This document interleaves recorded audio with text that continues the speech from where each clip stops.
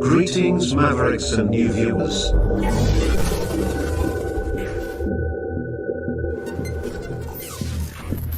Tonight, direct and live from the Maverick News Network World Studios.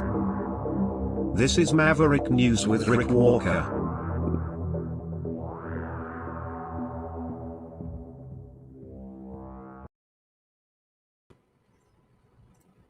Welcome back to the Maverick News Channel. Everyone, hello, Maverick family. Will there be another election here in Canada? Could be one just around the corner. We'll tell you why. Will Ukraine get new fighter jets? Looks like it. Well, where will they come from? We'll tell you. And I might have some thoughts on last night's conversation that I had with Phil about the Universal Ostrich Farm, combined maybe with some of what has happened over there today. Not sure. I'm going to try to avoid it, but inevitably, I think we might end up back over there. But we have a lot of other stuff to unpack tonight, so don't go away, because we're in for one heck of a ride tonight here on Maverick News as we dig into today's top news stories. I'll be right back.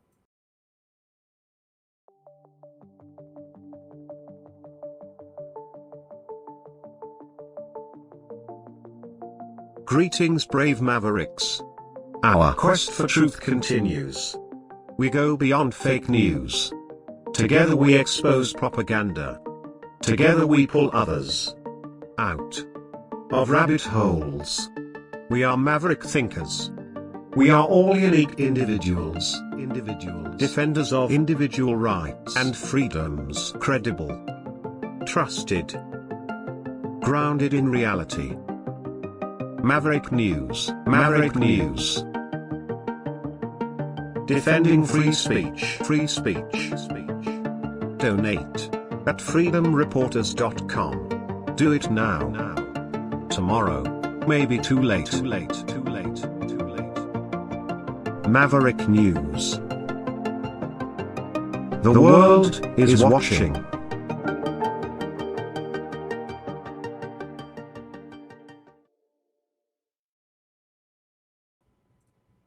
We will start in Canada tonight, where we are not, just days away from a new budget finally being introduced by the semi-new Liberal government. New in the sense that we have Mark Carney at the helm as Prime Minister. Not quite so new, because a lot of the same faces are still there that were there before, during the Trudeau era, Trudeau 2.0. But it's a big one. It's a big event because of the tariff war, because of Canada being so far in debt, and the budget looks like it's going to balloon beyond projections for the deficit that this budget is likely to bring in. The government poised to spend huge amounts of money, I think, to keep the economy functioning and liquid in the face of this trade war with the United States, Donald Trump. Now, everyone is on pins and needles in Ottawa, because if a budget, anytime a budget is tabled in Canada, the way that our system works, a budget is always a vote that can result in, it's a confidence vote. If a budget is not passed in the House after it is introduced, if it is defeated, it can trigger an election, because it becomes an issue of confidence. If a government can't get a budget passed, that signals that they really don't have the confidence of the House of Commons, the House of the people, and the sitting representatives of the people, the members of Parliament. If you don't have enough, you don't get it passed. Now, because the Liberals are, just a little shy of a majority, they're still in a minority government position. That gives a lot of power to the opposition parties. It looks like the Bloc Québécois will not support it. They were saying they wouldn't support it even before they've seen it or heard it. So they're just out to lunch, or, well, I wouldn't say out to lunch, but they're just out of the picture in terms of, I guess, supporting the budget. They're just going to vote against it. So you can take all those votes off the table. Then the Conservatives, that might be a different matter. It isn't really clear where the Conservative Party will stand on this. Today, the Prime Minister, Mark Carney, met with Pierre Poilievre, the leader of the Conservative Party, to just have a private conversation about the budget. We don't know exactly what was said, but I've got two clips heading into this. One, Mark Carney going into the meeting, and then we have a different clip of Poilievre coming out. So here's Carney going in. Myself. No, I understand. Giving a pre-budget speech tonight. That was it. Okay, so there's going to be a pre-budget speech, right? So that's what we're getting from the Prime Minister, I guess, tonight. And then this was Poilievre coming out of the meeting. Do you hear anything to change your mind? Well, we had a good conversation. My message, of course, to the Prime Minister is that people can't afford to pay any more, that they're tapped out, their grocery bills, the rent is too high after 10 years of excess spending. So I shared my view that we need the government to bring down its inflationary deficits and taxes. I was grateful for the chance to sit down with the Prime Minister. We had a good conversation. He didn't make any commitments. And so I'm looking forward to seeing what he comes up with. You said you hoped he was in listening mode. Did you feel that was the case? I think we both were. We had a good back and forth, and we shared our respective views. I'm not going to report to you anything that he said because that was in the four walls of the room. I can only speak for myself, and I reiterated that we need this to be an affordable budget.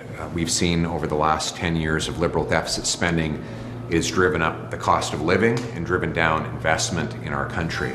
So my message is it's time to reverse course on the costly decade of deficit spending that has given us more expensive food and housing. The Canadian people deserve a break.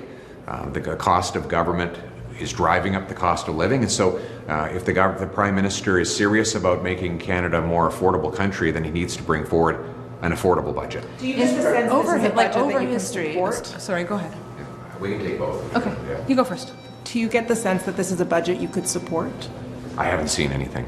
So, but I've sort of laid out my conditions for the party, and we'll see what he comes up with. I mean, history, though, is that opposition parties, official opposition parties, do not support the budget. I mean, you just don't. It's not part of your job. So, do you know what I mean? Do you see a world in which this is possible for you? The world would be it's an affordable budget that gets rid of taxes, excess taxes on investment, home building, work, energy, that brings the deficit down to the level that the Liberals promised only a year ago. Pretty reasonable to go back to the deficit they were running only a year ago. These are the things that he would have to do for us to consider it. At the end of the day, our number one priority is people's take-home pay has to grow, and that comes through more affordable food and homes. The current Liberal policy is driving up the cost of living. If they sharply reverse that, then they can bring down the cost of living. And that's what I asked for with this meeting with the Prime Minister. Just I'm just curious, after meeting with them, what are your impressions as far as where the deficit might go?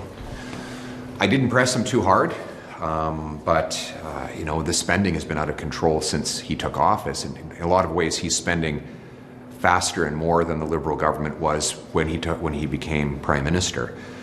Spending on the bureaucracy is up 6%, on consultants is up 37%. It seems like he's got a new agency for every problem in Canada, It's going to be an alphabet soup of different acronyms around the city. And so my sense is that his spending, Mr. Carney's spending, with great respect, is totally out of control. And Canadians are paying the price for his out-of-control spending. When you say, So why not press him a little bit further on it? Well, I didn't expect I would get an answer to that question in this meeting. And if I did, I'm not going to repeat things he said to me in private anyway. there seems to be like a shift in the narrative where it used to be the job of the government was, in a minority situation, was to convince the opposition to support the budget. And instead it's become, it is the opposition's fault if you don't support the budget. And I just wonder if you could reflect on that tension, like this idea that if Canadians truly do expect, in a minority situation, everybody to work together, then where is it with all your parties to sort of sit down and hammer this out, or who owns that ultimately? I think it'll be up to the Canadian people to judge when they see the substance and measure it against the votes. But what I've tried to do is be fair-minded and just holding him to the promises that he made. You know, it was a year ago the Liberals promised this year's deficit would only be $42 billion. So I don't think it's that unreasonable to expect that they would keep that cap. He said he would be judged by the prices at the grocery store. Well, those prices are rising at 4% now, twice the Bank of Canada's target rate. My goal is to bring that food price inflation down. He said that he would make he would create jobs. So we're putting forward policies that would actually do that. So I think we've been very reasonable in basically insisting that the Prime Minister live up to the very big promises that he made of himself. And for me, the biggest and most important promise of it all is that people can actually start to afford their lives again. Do you get the sense he wants an election out of this? We didn't discuss that, but all right. Thanks very much, everybody. Thank you very much. All right. So what we have in our hands here is a pre-budget speech that will be delivered tonight. The budget itself will be delivered next month, but we are now about, in theory, about 14 minutes away from the pre-budget speech in Ottawa with Prime Minister Mark Carney. So we will be picking that up. I believe we have a pool feed established, so I will keep my eye on that one eye, as we continue to wade through today's other top news stories. Perhaps the thing that got my attention, I just lost my tab, in a most pronounced way tonight, was this from Putin. Nuclear drills. Right here. Putin has carried out a scheduled exercise with strategic nuclear forces, overseeing these drills directly, or this drill. And I would say it's scheduled, yes, but carefully timed. It's, I don't think, any coincidence that this is happening right now. Let me just bring up a little bit of video here to go with this. So he's directly involved in this, and I would say that there is clearly some theatrics involved here. Here we go. So he's in his, I don't know what you call this on the Kremlin side. Is this like his personal situation room or whatever it is? I've seen this room many times. He's monitoring, overseeing Добрый день, уважаемые товарищи. The drill. Сегодня у нас And this, of course, coming хочу это подчеркнуть, плановая тренировка but a day after по the управлению ядерными силами, как только что доложил министр. Ukraine peace talks that were Давайте начнем работать. Пожалуйста, supposed to take слово place in Budapest начальнику were, генерального it depends on who штаба. you talk to, postponed or outright canceled. I would say outright Герасимов canceled after Валерий Putin Васильевич. rejected Прошу вас, Валерий Васильевич. Trump's proposal for a ceasefire along the existing battle lines. So nuclear saber rattling again from Vladimir Putin. He has done this multiple times. This is where I really get concerned. I don't like that kind of talk. And it's Russia that has done this repeatedly all through this conflict with Ukraine, where Putin keeps going to the nuclear option, sort of throwing that out there like we will use it. It is, I think, a reflection or an indication that Russia as a conventional military force is not the superpower that, say, the United States is, that it is not as powerful in a conventional sense as many people believe it is. That is why they're having, I think, so much difficulty in Ukraine achieving the goals that were set. Initially saying we're going to take what we want in like a week, and here we are almost 4 years later. However, they do still have nuclear weapons, and this was addressed on this program back during the beginning of the conflict, because of course, if Russia is pushed into a corner because they don't have the conventional forces, say that they need to counteract any kind of attack by NATO forces, especially on Russian territory, I think that they are the ones most likely to get backed into a scenario where they would resort to a possible nuclear option, if that ever were to come to pass. So this is sending that signal tonight in a scary way, because this brings us another step closer potentially to World War III in a kinetic way. We're already in a third world war in a way that no one has ever seen before. Fifth generation warfare, information warfare, skirmishes are here, and pipelines blown up over there, infrastructure attacked over here, boarding of vessels over there, shadow fleets carrying oil from Russia to other countries to keep the economy in Russia going. It's not a conventional kind of war, but either would a nuclear war be conventional either. And we see tactical nukes lined up along the Ukraine, in the area of Ukraine by Russia.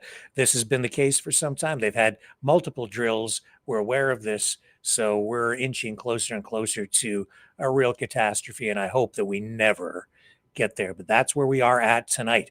Now, Trump today saying that he never gave permission to Ukraine to fire missiles into Russia. And that is what has been happening. But, Ukraine doesn't really need permission, and they are within the rules of law and the rules of war to do exactly that, because their territory was attacked.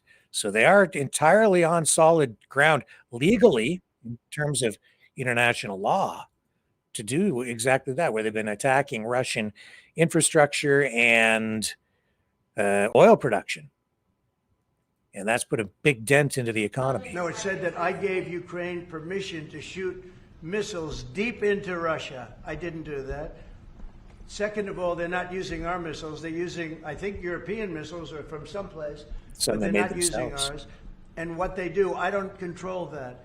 But I do control our missiles. Right. They're not shooting our missiles. And it was a fake story. Wall Street Journal does a lot of fake stories. Yeah, so not U.S. missiles. That's the point that he's making, because, of course, he doesn't want to have the United States entangled in a more complicated way, in a more direct way with Russia. He's afraid of that, clearly. Also tonight, he's saying that those Tomahawk missiles that they've been talking about and that he discussed with Zelensky when Zelensky visited, he's saying, no, too complicated for Ukraine, whatever the hell that means. Well, the problem with the Tomahawk that a lot of people don't know, it'll take a minimum of 6 months, usually a year, to learn how to use them. They're highly complex. So the only way a Tomahawk is going to be shot is if we shot it, and we're not going to do that. But there is a tremendous learning curve with the Tomahawk. It's a very powerful weapon, very accurate weapon, and maybe that's what makes it so complex. But it will take a year. It takes a year of intense training to learn how to use it. and we know how to use it, and we're not going to be teaching other people. It's too far out into the future. Mm-hmm. Interesting, though, when I've listened to some analysts in recent days on the political side, some people are saying the reason Russia wanted to go to Budapest to talk peace was because the Tomahawks were on the table. Then Putin had that conversation, the phone call with Trump. Then something changed and he pivoted back away from that. Now we're getting this rhetoric where he's saying too complicated, can't send them. And now the meeting in Budapest called off.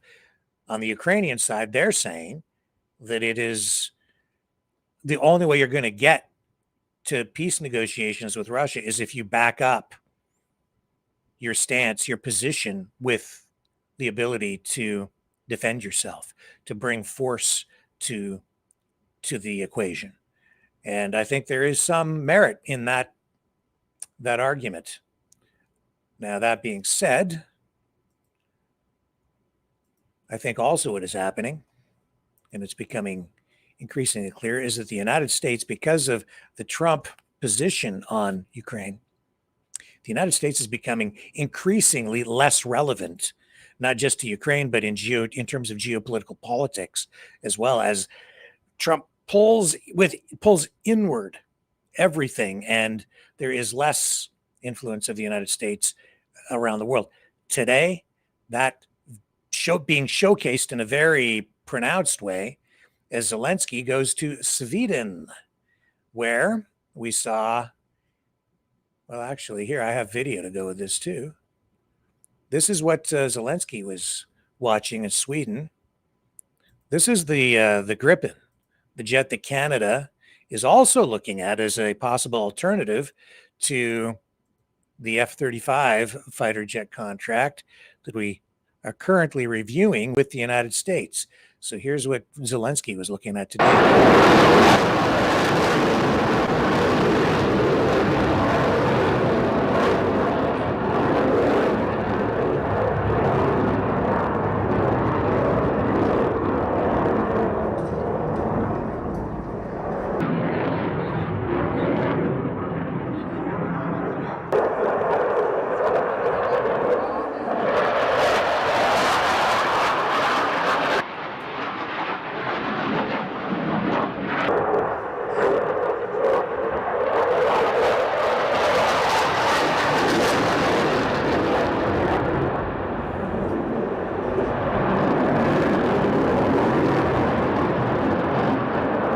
Less expensive than the F-35. Also very versatile. You can land this thing on a road. Also easier to maintain, from what I understand, although the F-35 is supposed to be more sophisticated.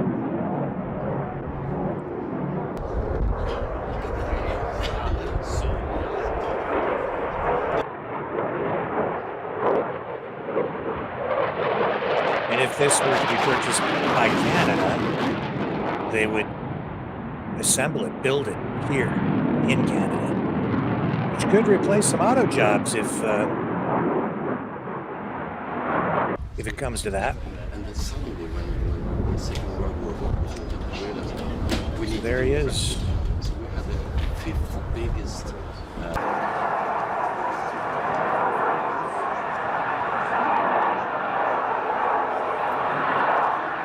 Canadian side, of course, this would replace the CF-18s. They're getting pretty long in the tooth.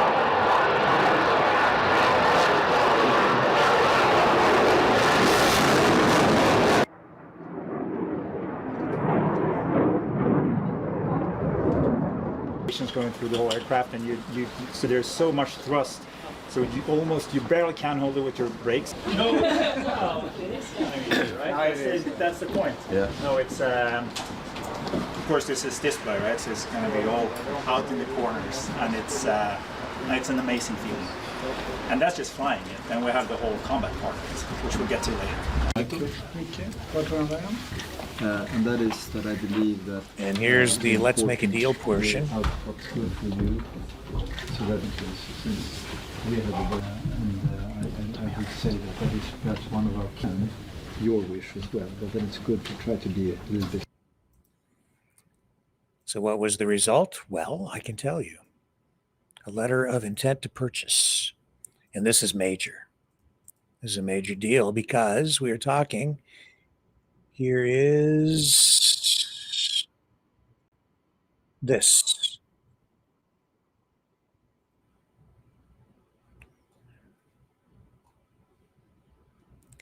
Huge Gripen fighter rotor, letter of intent signed by Ukraine. Unveiled a plan to deliver up to 150 Gripen E fighters to Ukraine, but still not quite a done deal.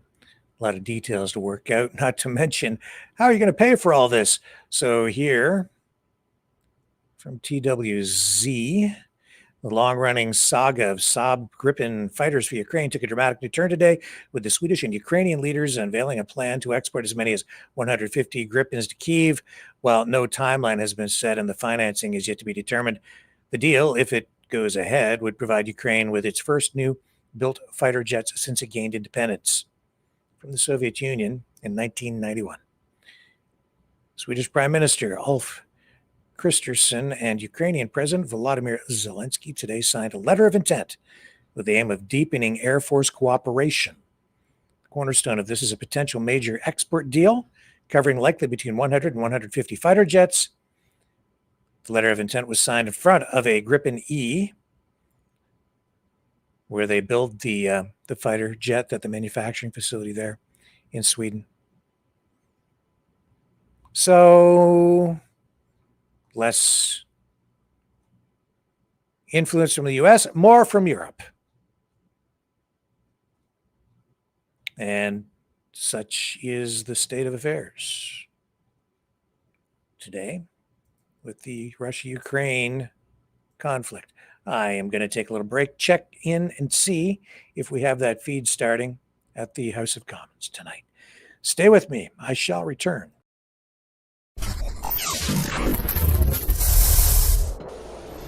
The sharing of biased and false news has become all too common on social media. More alarmingly, some media outlets publish things that simply aren't true without checking facts first. Unfortunately, some members of the media use their platforms to push their own personal bias and agenda to control exactly what people think, and this is extremely dangerous to our democracy. In an ocean of lies a century deep, the truth awaits. Choose not the red pill. Choose not the blue pill. For both are an illusion. Discover the power of M. Okay, let's just pick it up live now. Here we go. During times of immense change.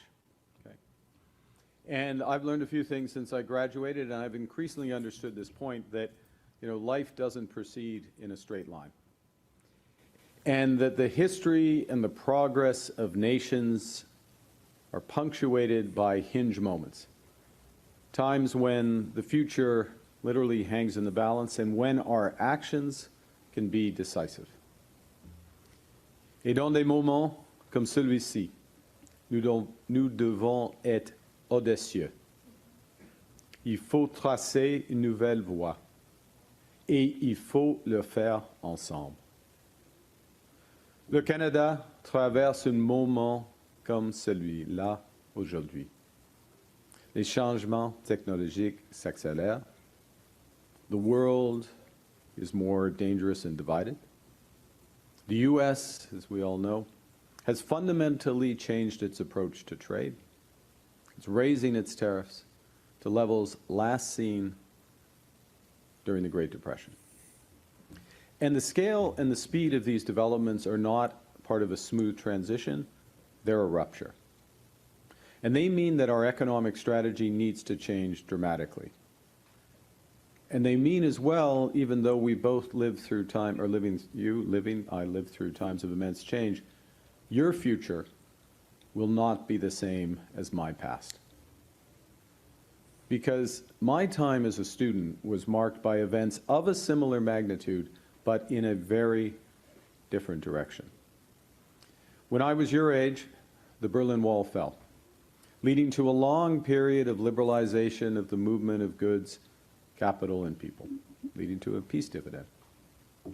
C'était une époque d'optimisme, d'espoir et de promesses. Et ces dynamiques favorisaient particulièrement le Canada. Notre géographie enviable nous donnait l'accès à la plus vaste et à la plus dynamique des économies et nous tenait à distance de la plupart des guerres et des attentats terroristes qui ont eu lieu. So, because of these advantages, over decades our economy grew steadily more integrated with the United States through the Free Trade Agreement of the 1980s, the NAFTA Accord of the 1990s, and eventually USMCA agreement signed in 2018. Canada's trade increased by over 400% during that period, and our economy doubled in size. But this process, this decades-long process of an ever closer economic relationship with the United States, is now over. And as a consequence, many of our former strengths as a country, former strengths more particularly as our economy, strengths based on close ties to America, have become our vulnerabilities. And as a result of that, the jobs of workers in our industries most affected by the US tariffs in autos and steel and lumber are under threat. And our businesses are holding back investments restrained by the pall of uncertainty that's hanging over all of us.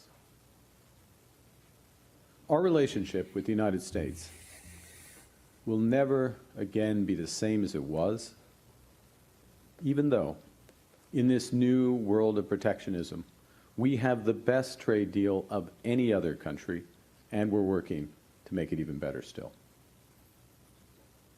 Now, at the same time that all of this is happening, technology is changing the way we work, live, and communicate.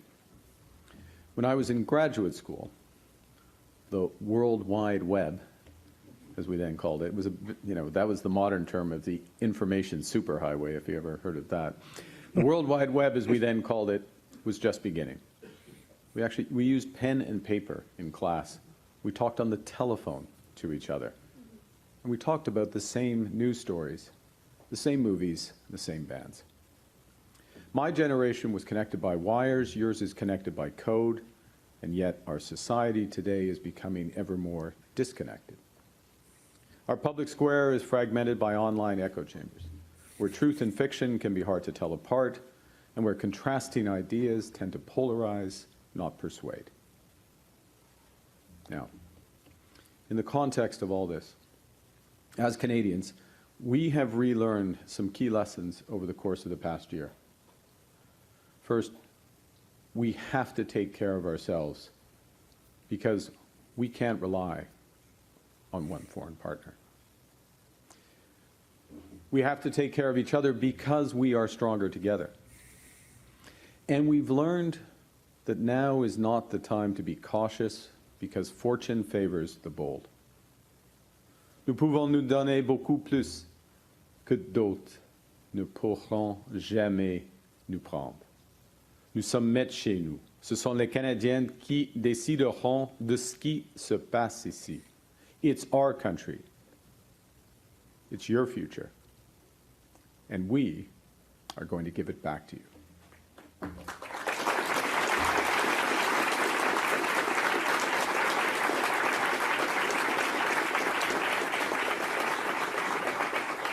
Now, to confront a more dynamic, a more competitive, a more hostile world, we must chart a new course, drawing on our many strengths as a country, relying on our values, and being inspired by our history. First, on strengths, Canada has what the world wants. Nous sommes bordés par 3 océans, et nous sommes le seul pays à avoir des accords commerciaux avec chacune des économies du G7. Offrant à nos entreprises un accès inégalé aux marchés mondiaux. We're an energy superpower. We start with the third largest reserves of oil, the fourth largest of natural gas. We have an electricity grid that is 85% clean, and we have the vast potential to power the clean economy of the future. We possess one of the largest resources of critical minerals and rare earths. Le Canada est un chef de file en intelligence artificielle, dans les sciences de la vie et en informatique quantique. Nos universités figurent parmi les meilleures au monde. Merci, madame. Les scientifiques sont parmi les plus cités et elles attirent et forment les meilleurs talents, vous. Our government has the fiscal capacity to act decisively, and we must draw on these strengths now. Our second advantage is that Canada has the values to which the world aspires. Canada has always been, and we always will be, committed to fundamental human rights, to human dignity, and to individual freedom. We are a pluralistic society. Our cities are the most diverse in the world, places where people bring the best of their cultures. We have a public square that's loud, that's diverse and free. Et les Canadiens et Canadiennes valorisent la collaboration et le partenariat. Et nous sommes résolus à bâtir un avenir durable. Ces valeurs profondes sont aussi des atouts économiques. Elles donnent aux investisseurs la confiance pour bâtir ici. Elles offrent aux innovateurs des bases stables pour prendre des risques ici. Elles donnent au monde des raisons de faire confiance aux Canadiens comme partenaires fiables. L'histoire du Canada est remplie d'aventuriers, de preneurs de risques et de bâtisseurs. Au fil des siècles, pour réussir et prospérer, nous avons dû aller plus loin, construire plus vite et rêver plus grand. Il est important de se rappeler que le Canada d'avant la Confédération, c'était une époque d'audace et de prise de risque. Long before Confederation, our country was forged by Indigenous peoples.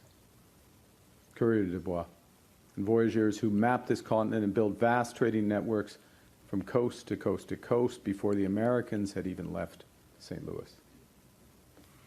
When the Second World War ended, Canada was ambitious, determined, and united in a mission to build big things. The St. Lawrence Seaway, the Trans-Canada Highway, Expo 67, the CN Tower. Nous avons construit de nouveaux quartiers pour des centaines de milliers de vétérans et de leurs familles, et ouvert de nouvelles universités pour lancer leur carrière. On avait le sentiment d'avoir la main sur notre avenir. We used to build things in this country. We can build again. We used to explore this country. We can chart new courses again. We used to take big, bold risks in this country. It is time to swing for the fences again.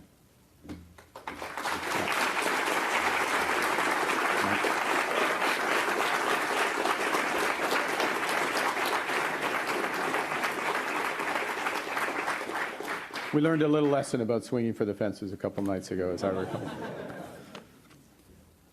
And this is what the upcoming budget will be about: building, taking control, and winning. We will make generational investments with a plan to protect our communities, our borders, our way of life. We will build a stronger economy where everyone has a chance to get ahead. And we will empower Canadians with new opportunities, better careers, and a lower cost of living. Now, let me start with protection, because to build more of what we need, we must protect what we have.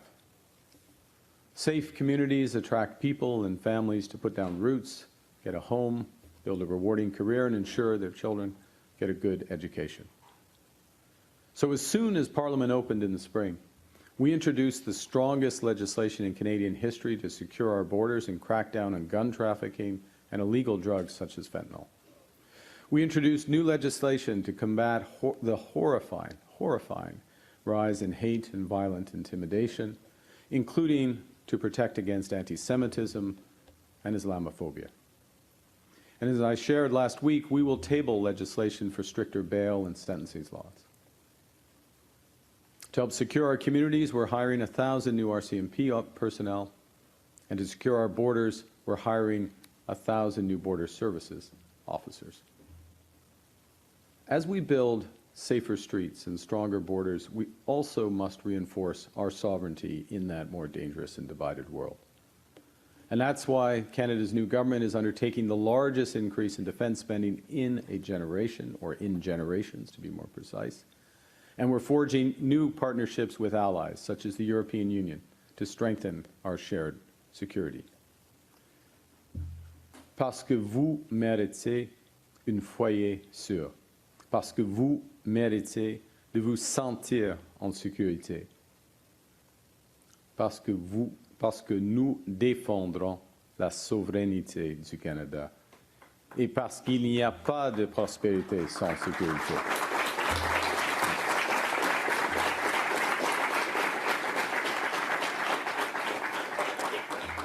But look, protection is not enough. We have to build, and our plan to build, first and foremost, is here at home so we can take control of our future and, as I said, give you back yours. In the last 6 months, we've worked to create the right conditions to get big things built faster. At the end of June, we passed the One Canadian Economy Act to remove federal barriers to internal trade and to fast-track the approval of nation-building projects. In August, we opened the Major Projects Office, which serves as a single point of contact to get those nation-building projects built faster. Des projets qui vont connecter, vont diversifier, et vont pousser. Des projets qui vont exporter vers de nouveaux partenaires partout dans le monde. Des projets qui vont créer des centaines de milliers d'emplois bien rémunérés, de bons emplois syndiqués pour les travailleurs canadiens. Now, last month, we announced the first tranche, the first group of these major projects, with over $60 billion of investments in nuclear power, in LNG, in carbon capture, in critical minerals, and in new trade corridors. And we outlined strategies from offshore wind to high-speed rail and a sovereign cloud to drive hundreds of billions in further investment, all while creating the conditions for a better connected, more productive, and more ambitious country. And the thing is, we are just getting started. Our next tranche of nation-building projects will be announced by the Grey Cup, after the World Series, but by the Grey Cup. Yeah.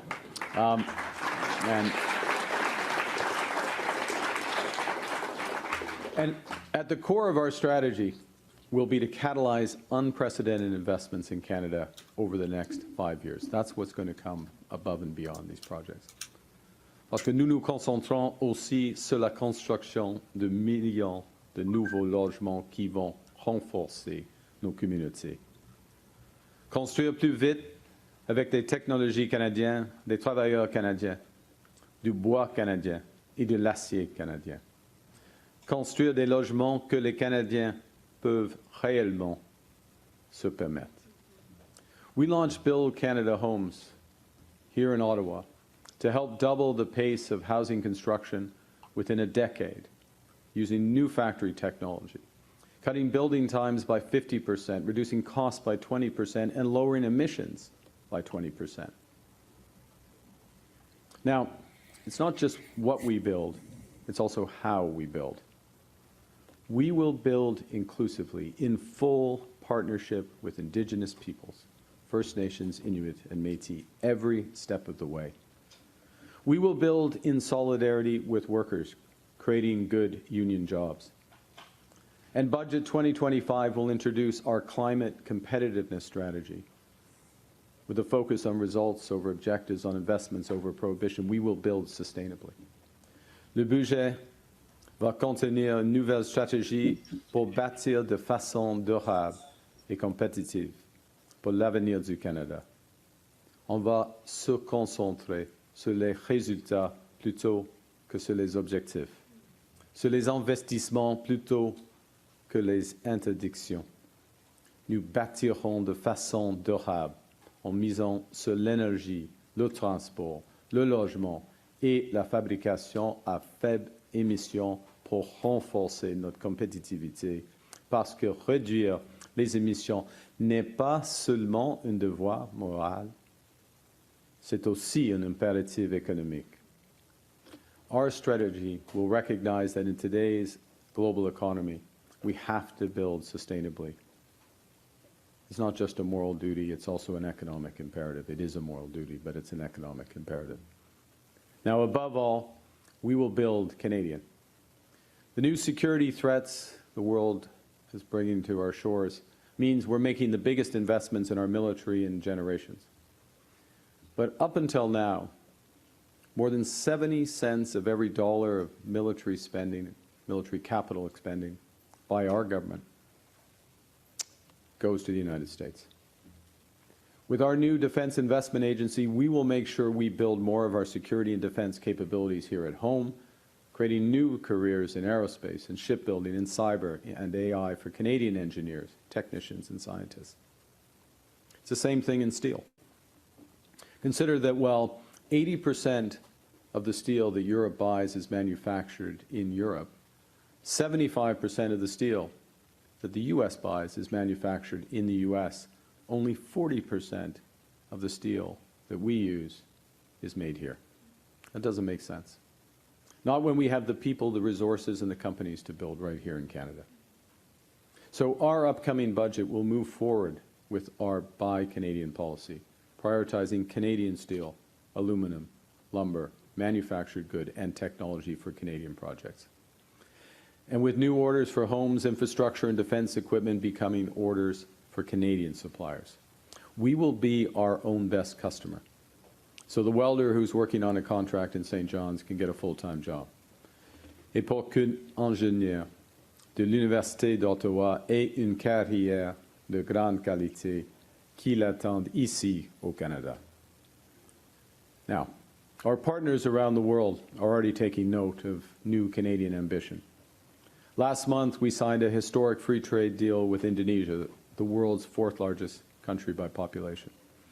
We've just signed foundational agreements with the United Arab Emirates in AI, and with the EU in defense and trade, and with Germany in critical minerals. We're re-engaging with global giants India and China while we deepen our partnerships with our traditional allies.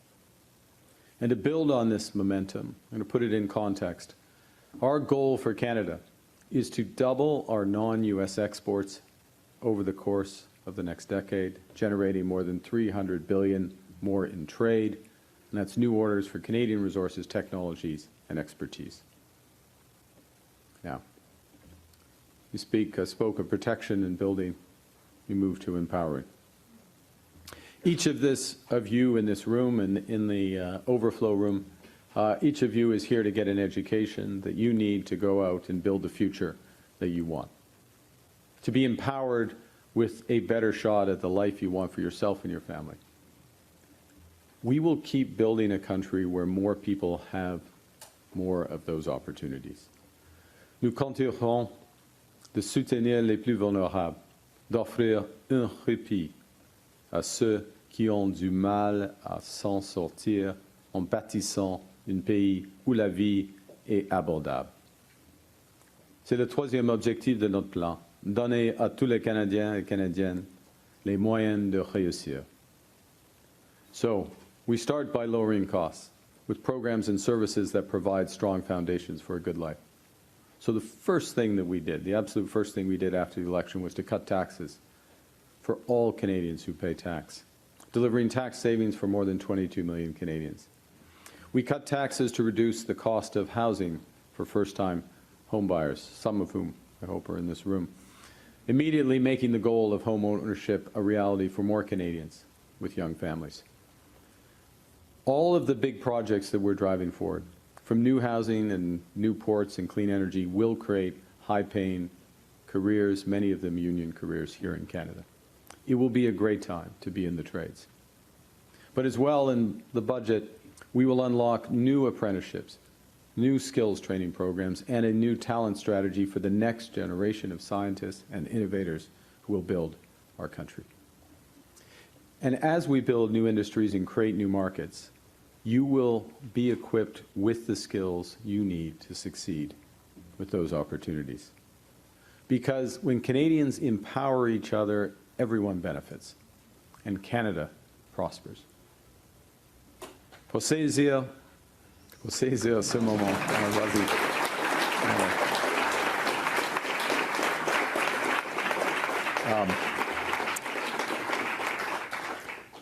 Pour saisir ce moment charnière, nous devrons prendre des décisions difficiles. Nous devrons transformer la façon dont l'État fonctionne. Dépenser moins pour que les Canadiens investissent davantage, bâtissent notre pays et créent de meilleures carrières. The upcoming budget will balance the operating deficit in 3 years by reducing wasteful government spending and doing more with less. So the fact is that federal spending has been growing over the course of the last decade by more than 7% year over year. We've been spending faster than our economy was growing. So we have to change that, and our government is changing that.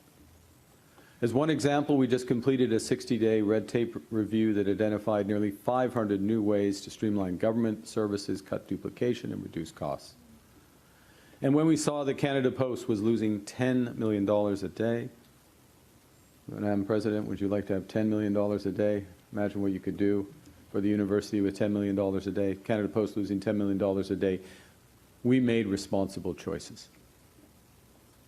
But the fact is, even with such efficiencies and with better management, we will have to do less of some of the things that we want to do so we can do more of what we must do to build a bigger and better Canada.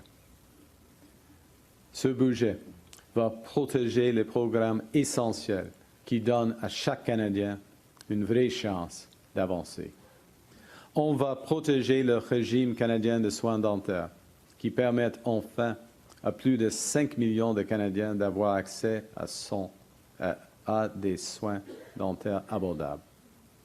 Et on va rendre permanent le programme national d'alimentation scolaire, qui aide 400 000 enfants à recevoir chaque jour des repas sains.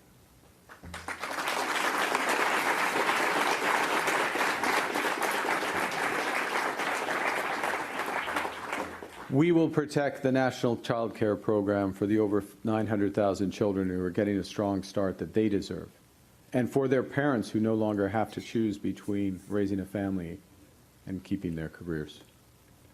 And as well, our budget will also bring in automatic federal benefits so that the millions of low-income Canadians who aren't part of the system can get the support that they need. Now, we need to be clear-eyed about where we stand today so we can build for tomorrow. Let me give the current economic context. I'm channeling my old central banker days here. Look, the situation in Canada now, the actual situation, is that the rate of inflation has come down. It's come down sharply. But it's also the case that the cost of living is still far too high. It's also the situation in Canada right now that we're building a lot more homes. Housing starts are up this year. And affordability of those houses are improving. But it's still challenging. We need to build many, many more homes, and we need to build them a lot faster. This government is getting immigration under control, with asylum claims down by 1/3 and new temporary foreign workers down by more than 70% this year. To match immigration levels with our needs and our capacity to welcome them, this budget will include Canada's new immigration plan to do better for newcomers and for everyone. It's also the fact that in this economy, We are creating jobs as a whole across it. And it is a fact that we are forecast to be the second fastest growing economy in the G7 over the course of the next 2 years. Even though some critical sectors, I mentioned earlier, autos, steel, lumber, forest products, aluminum, and some regions are facing big pressures. So the facts are that at present, despite everything, despite these big changes, our economy is holding up. But it's equally true that if we don't act now, these pressures will only grow. And more fundamentally, our goal is not just to do reasonably well, but to grow stronger than the rest of the G7. And as we work to do so, I want to make this promise to Canadians. I will always be straight about the challenges that we face and the choices that we must make. And to be clear, we won't transform our economy easily or in a few months. It will take some sacrifices, and it will take some time. Our government will work relentlessly to cut waste and drive efficiencies. And when we have to make difficult choices, we will be thoughtful, we'll be transparent, we'll be fair. We will work collaboratively with our colleagues across the aisle to build, protect, and empower Canadians. We won't play games. We won't waste time. And we won't hold back. We will do what it takes. We will play to win. We will bet on Canada and all Canadians.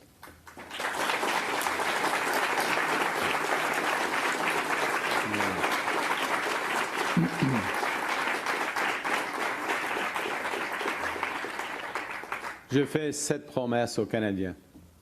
Je serai toujours franc au sujet des défis que nous devons affronter et des choix que nous devrons faire. Nous n'allons pas transformer notre économie facilement ni en quelques mois. Cela exigera certains sacrifices et cela prendra du temps. Notre gouvernement travaillera sans relâche pour éliminer le gaspillage et améliorer l'efficacité. Et lorsque nous devrons faire des choix difficiles, nous le ferons avec réflexion et transparence. Nous travaillerons en collaboration avec nos collègues de tous les partis pour bâtir, protéger et donner plus de pouvoir aux Canadiens. Nous ne jouerons pas de jeu et nous ne perdrons pas de temps. Nous ne retiendrons pas. Nous ferons tout ce qu'il faut. Nous jouerons pour gagner. Nous miserons sur le Canada et sur tous les Canadiens. C'est notre pays, c'est votre avenir. Nous allons vous en donner le contrôle.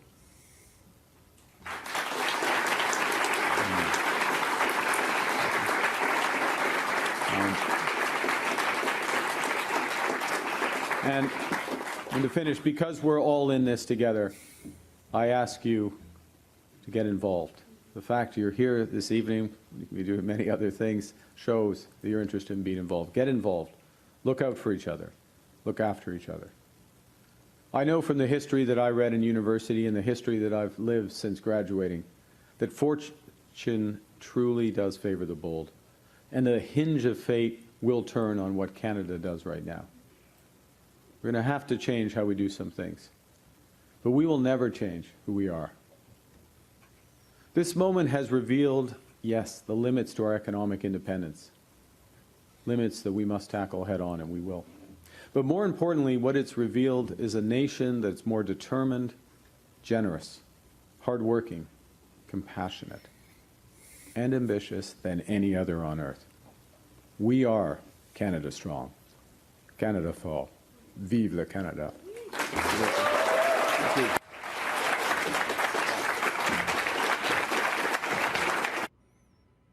Okay, and that's the way it ends, or begins. Mark Carney delivering, I think, a very effective speech.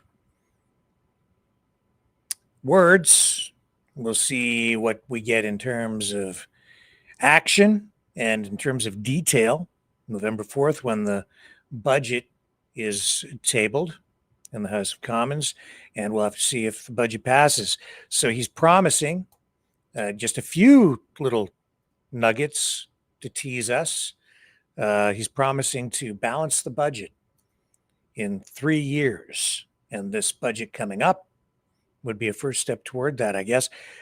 Citing over 500 new ways, he says, to cut costs, make the government more efficient, eliminate wasteful spending, and points to what has been happening with Canada Post, the Crown Corporation losing $10 million a day, and they've been trying to address that, certainly through the labor talks. And I found it also interesting that he addressed the issue of temporary foreign workers, which has been one that has been front and center and going viral on social media, saying that in the past year, temporary foreign workers, the numbers down, according to him, 70% on social media. Certainly that doesn't seem to be the story that is being told. I don't know where the truth lies, maybe somewhere in the middle. Hard to know until you get confirmed stats. But that, with regard to this year, I think will come later from Statistics Canada and other figures that will be revealed through data still being compiled. So I don't know if that's even true. I don't know. A lot of people saying, Rick, have you been to Tim Hortons or McDonald's lately? Have you looked at what kind of people are working? I was at McDonald's today. I met somebody down there, and it wasn't the way people are portraying it to me, not the one I went to, although they got my order wrong. That's twice now, so I wasn't too happy about that. It was a minor thing. I just had to go back and ask for a correction. Minor irritant when people have much more important things in life to worry about than that.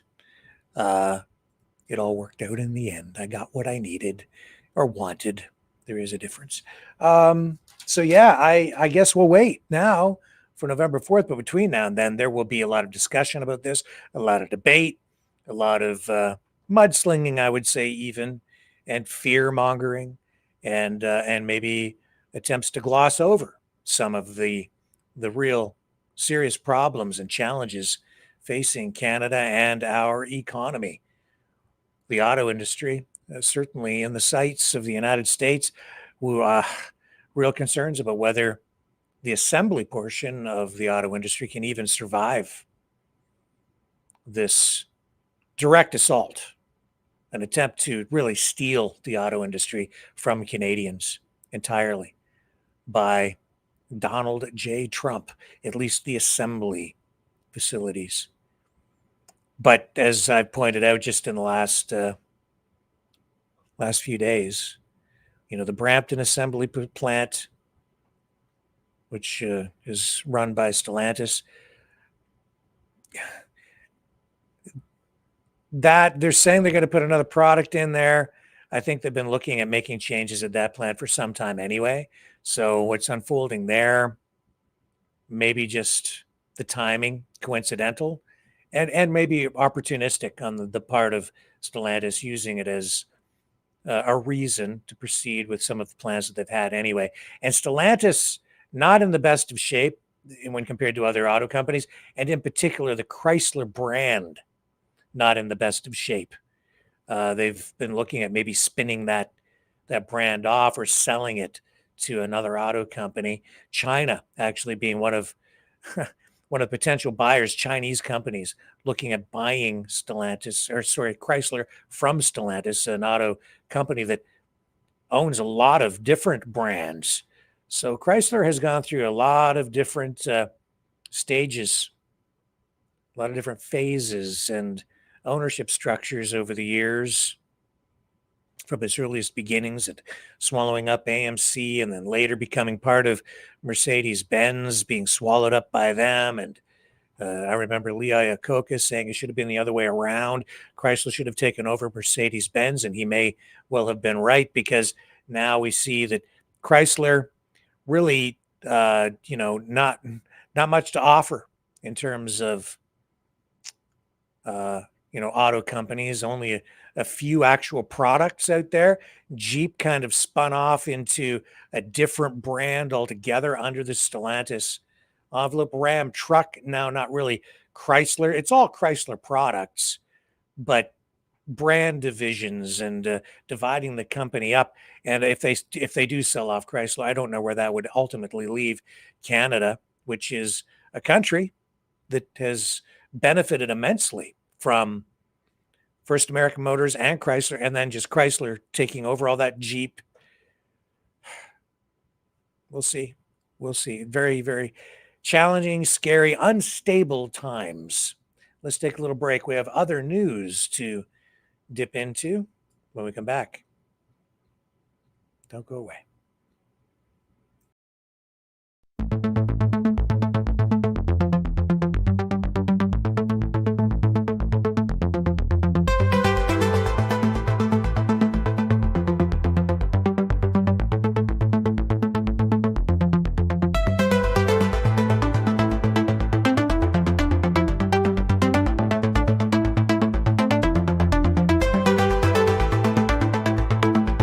Maverick News.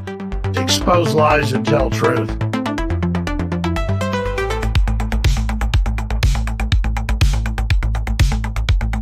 The world is watching.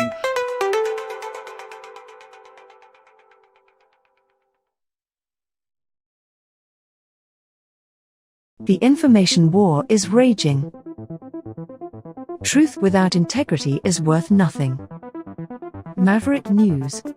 Because those who have power and those who seek it must be held accountable. The world is watching. Join our family of truth seekers. Donate today and add your voice to the chorus of Maverick Knights. Donate at maverickdonations.com. Truth. Integrity. It's the Maverick way.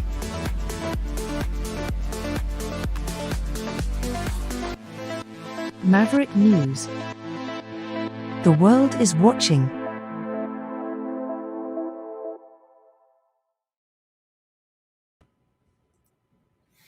Yeah, a lot of stuff going on. It's hard to keep up with all the different news stories, even though we're trying to be a news operation in our own way here. But this is a story that sort of slipped through the cracks yesterday. Department of National Defense in Canada canceling a contract with a Canadian company to refurbish armored vehicles that were to be delivered to Ukraine.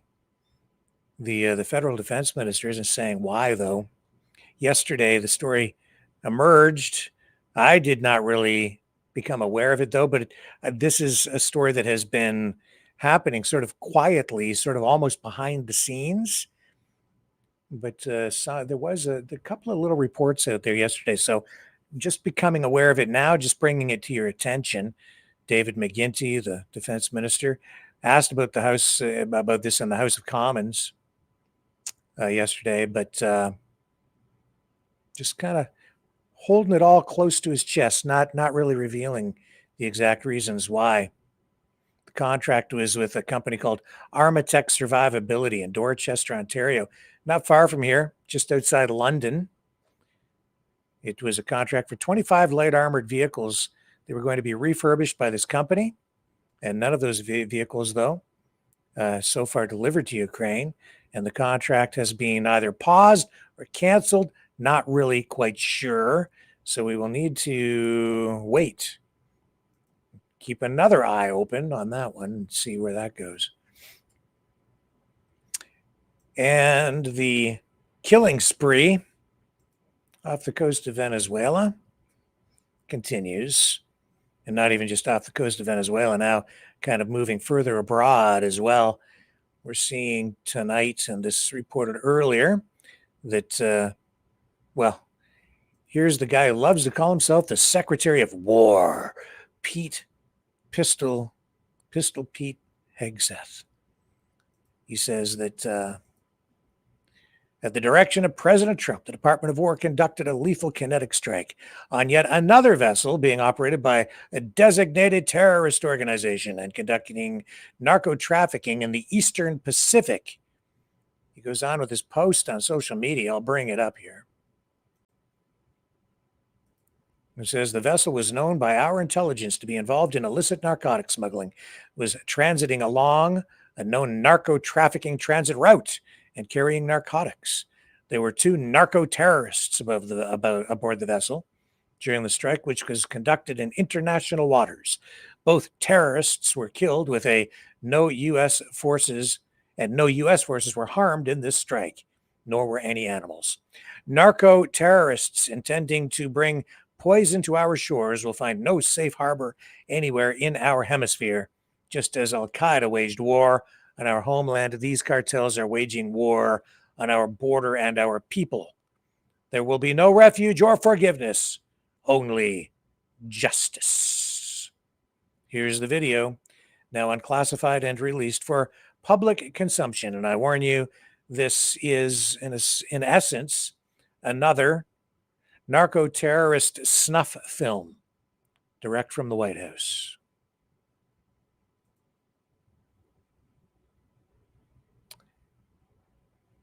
So, any moment now. And there goes another boat with outboard motors at sea.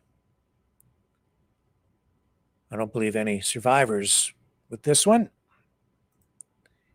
That brings the total number of people now, I believe, who have been killed in these strikes to some, like I'm seeing 24, but I've also seen numbers approaching like 29 or 30. So I think now we're beginning to lose track of the actual number of people who have been killed by the United States military as part of this anti-narco terrorist operation targeting Venezuela. And the 2 survivors who were taken into custody are being sent back to not Venezuela, but Colombia and Ecuador. So not sure how that worked out, or how that came to be about, but that's the truth too. So they tried to blow up some people. At least 2 of them were from not Venezuela, from other countries. Now, I don't know what the ties are there. I just don't know. This whole thing makes me feel very, very uneasy, because this is in many ways just, it's just not proper, as we've been hearing from Rand Paul. Let me see if I can find the clip yesterday from Piers Morgan. I believe it's right here. Yeah, we don't blow boats off the coast of Miami just because of suspicion, he says. So this is what Rand Paul is saying, and I'm kind of I'm on page with him, because, well, I have no sympathy for drug dealers or people transporting huge amounts of illicit narcotics to the United States, some of which may actually end up in Canada. No issues at all with, stopping the flow of drugs. It's how you do it. You need to do things properly in order to make sure that people's rights aren't violated, that even just the reputation, the perception that people have of the United States around the world, and Canada too, for that matter, any country, is maintained. It's important. You got to do things ethically, morally. We have dangerous people in a lot of American cities, but we just don't go in and shoot them. I mean, we have trials, they get legal representation. And even on the high seas, it's been that way for generations. If you go off the coast of Miami, the Coast Guard will be stopping boats today.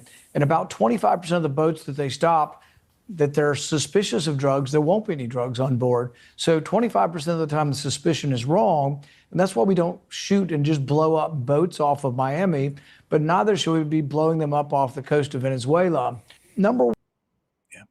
Oops, sorry.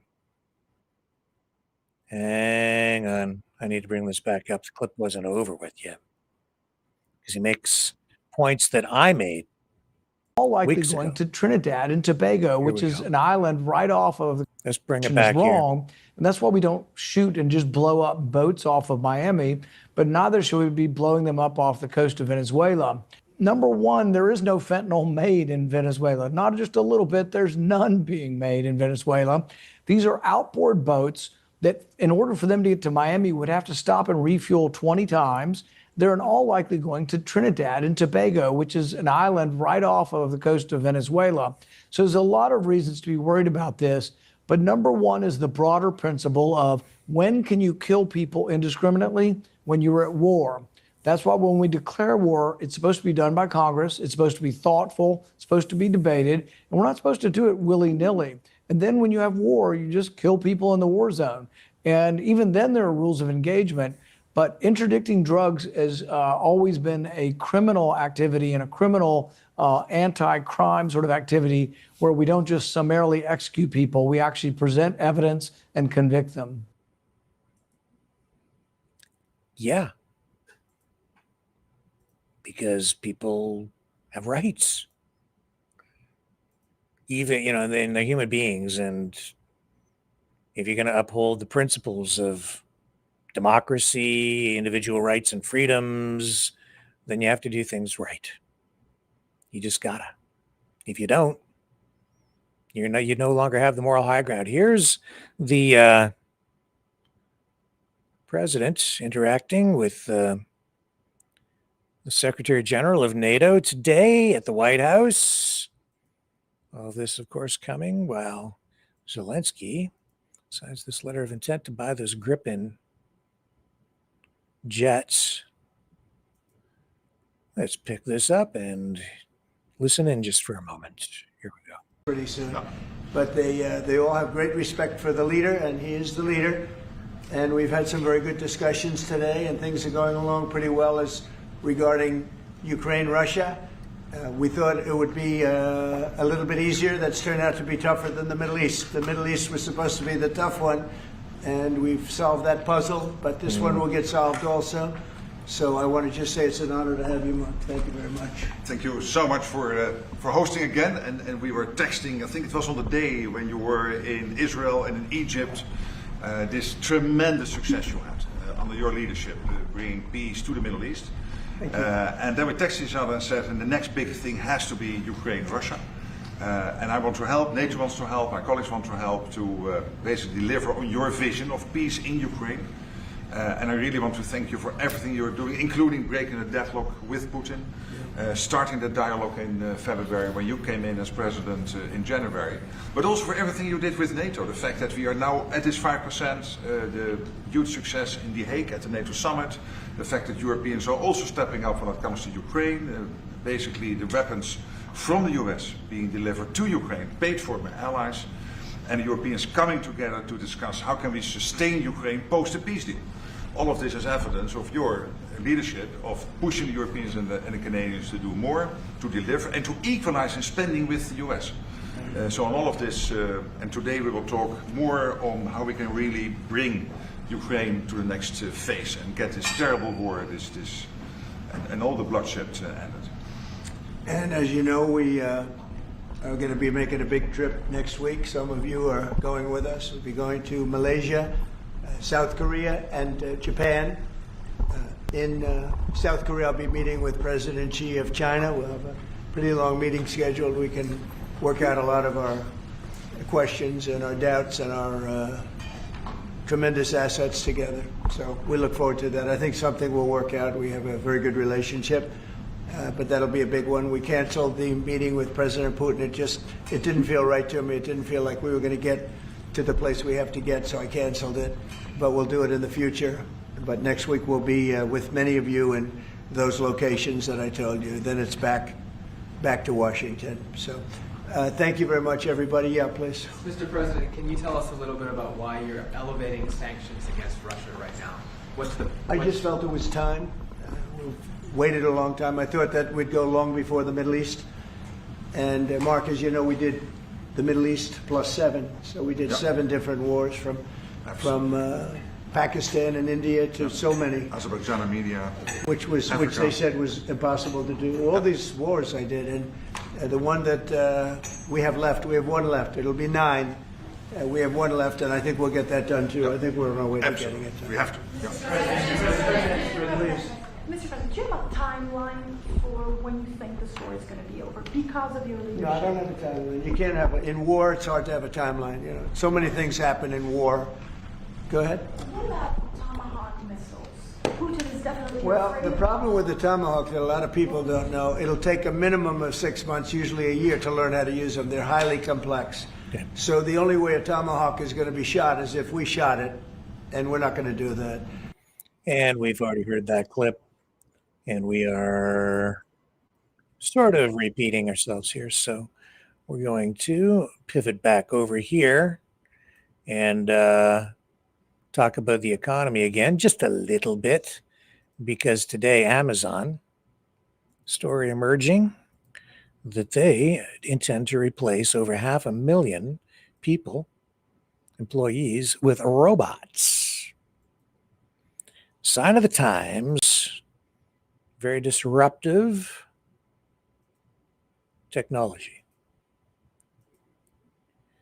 They're aiming to replace like 600,000 jobs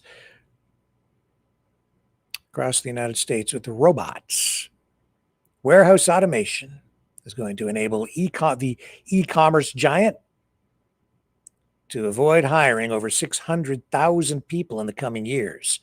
That's what the Amazon board of directors has been told, according to a story coming out of the New York Times. And all this happening, even though Amazon is predicting they're going to sell double the number of products that they're currently selling by 2033. So the company's going to continue to grow, but through automation, through the use of robots, and no doubt AI, they will turn their company into a more efficient operation by getting rid of human beings, or avoiding at least hiring more, 600,000 more. The shift from human to robot is expected to unfold over the coming years. And 160,000 U.S. workers will not be hired, according to the reports tonight by Amazon, by 2027. So over the next 2 years alone, actually a year and a half. So that'll save Amazon about 30 cents on every item it ships.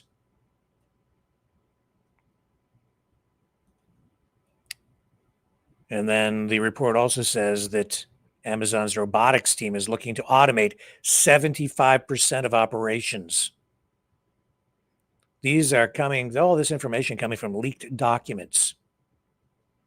This is the future.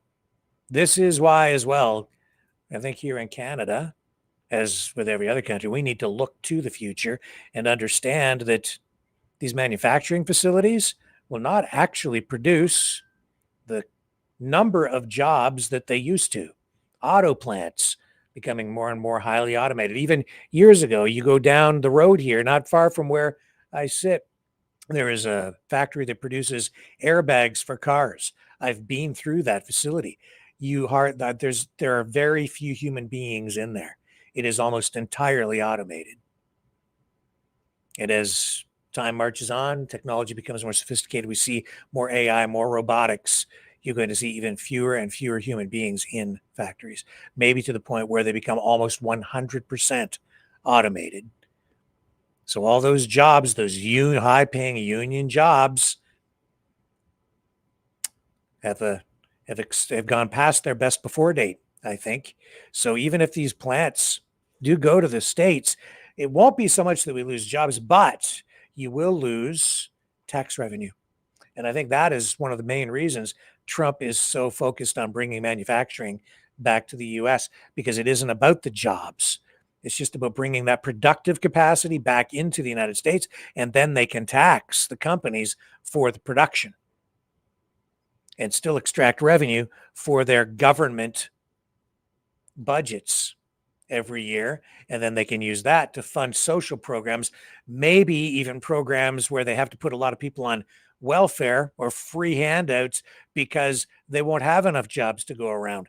That being said, history has shown over time consistently that as technology evolves and some jobs are lost, maybe even a lot of jobs through major disruptions in the economy and technological change, usually the technology creates new opportunities and new kinds of jobs, and people do over time adapt. But that doesn't mean we won't experience major pain during the period of transition as people adapt and retrain, reorient, and reinvest and lose what they have to then have to turn around and find new ways to reinvent themselves and recover financially.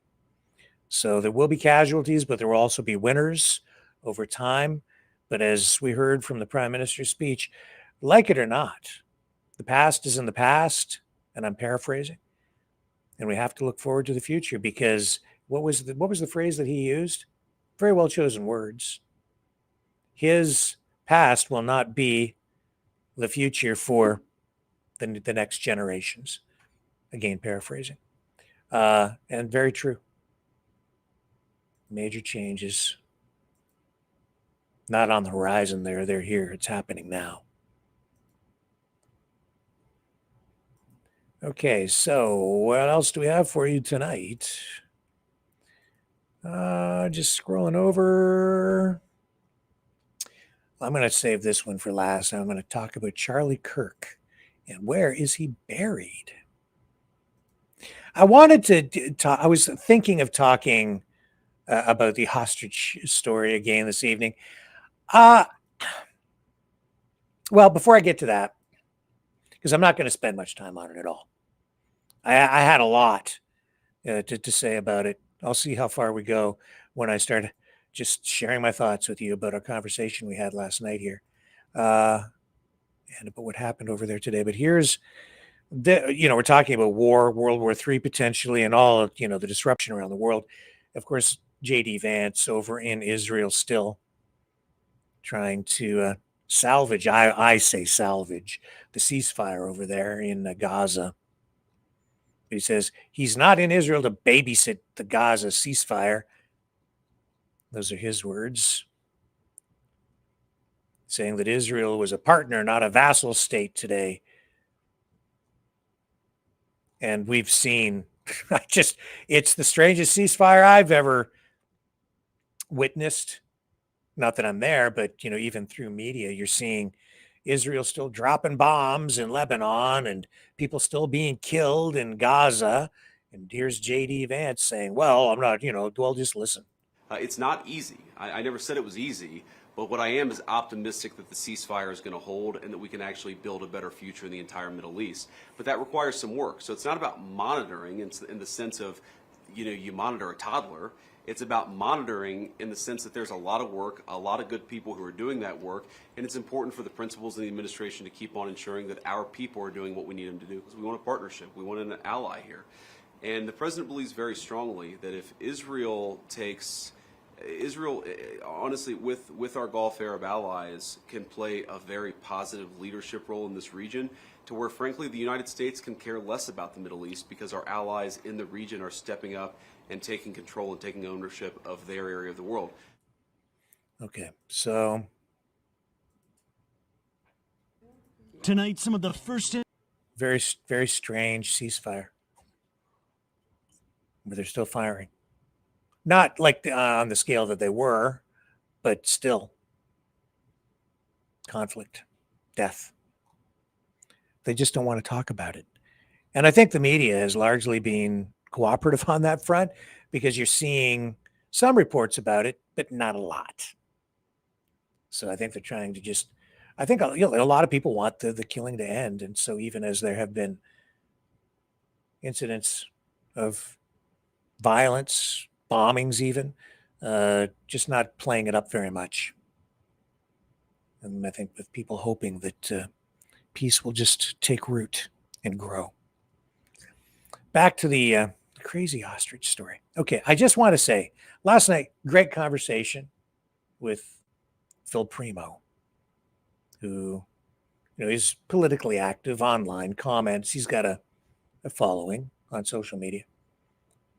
I just wanted to just make very clear, though, my position on one thing.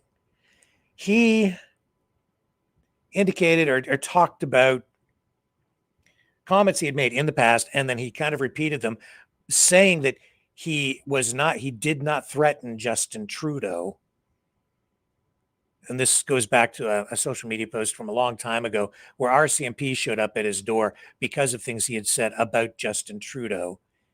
And there was a warning from the RCMP to him at the time, and he was addressing this last night, saying, you don't say things like that because that could get you arrested. And I won't even repeat the words here, but I just want to make very clear. And I said, well, that shows you why you have to be very careful. And I've always said this, be very careful about what you say on social media, because you can get yourself into a lot of trouble, even if you don't mean what you're saying, or depending on how you say it, it could be interpreted in a way that might be seen, or someone might interpret it as a threat, especially against a prominent politician like a prime minister. And certainly rhetoric like that or talk like that can get you arrested down in the United States really quick, because they have a very strong laws on things like that with regard to threatening the president. So don't ever do that. Even if you don't mean it, even if you're just joking, don't ever say stuff like that, because it's going to potentially get you into trouble. Not only that, when you talk like that, some people, or maybe not right of mind, might think you're serious about it. So I don't like that kind of talk. I did sort of just push it aside last night. Of course, I don't think Phil was serious about it in that way at all. So I'm just like, don't talk like that. And I just want to make very clear for people out there, because we've seen also some people online posting things, and we've highlighted those things. People even from the Ostrich Farm debate,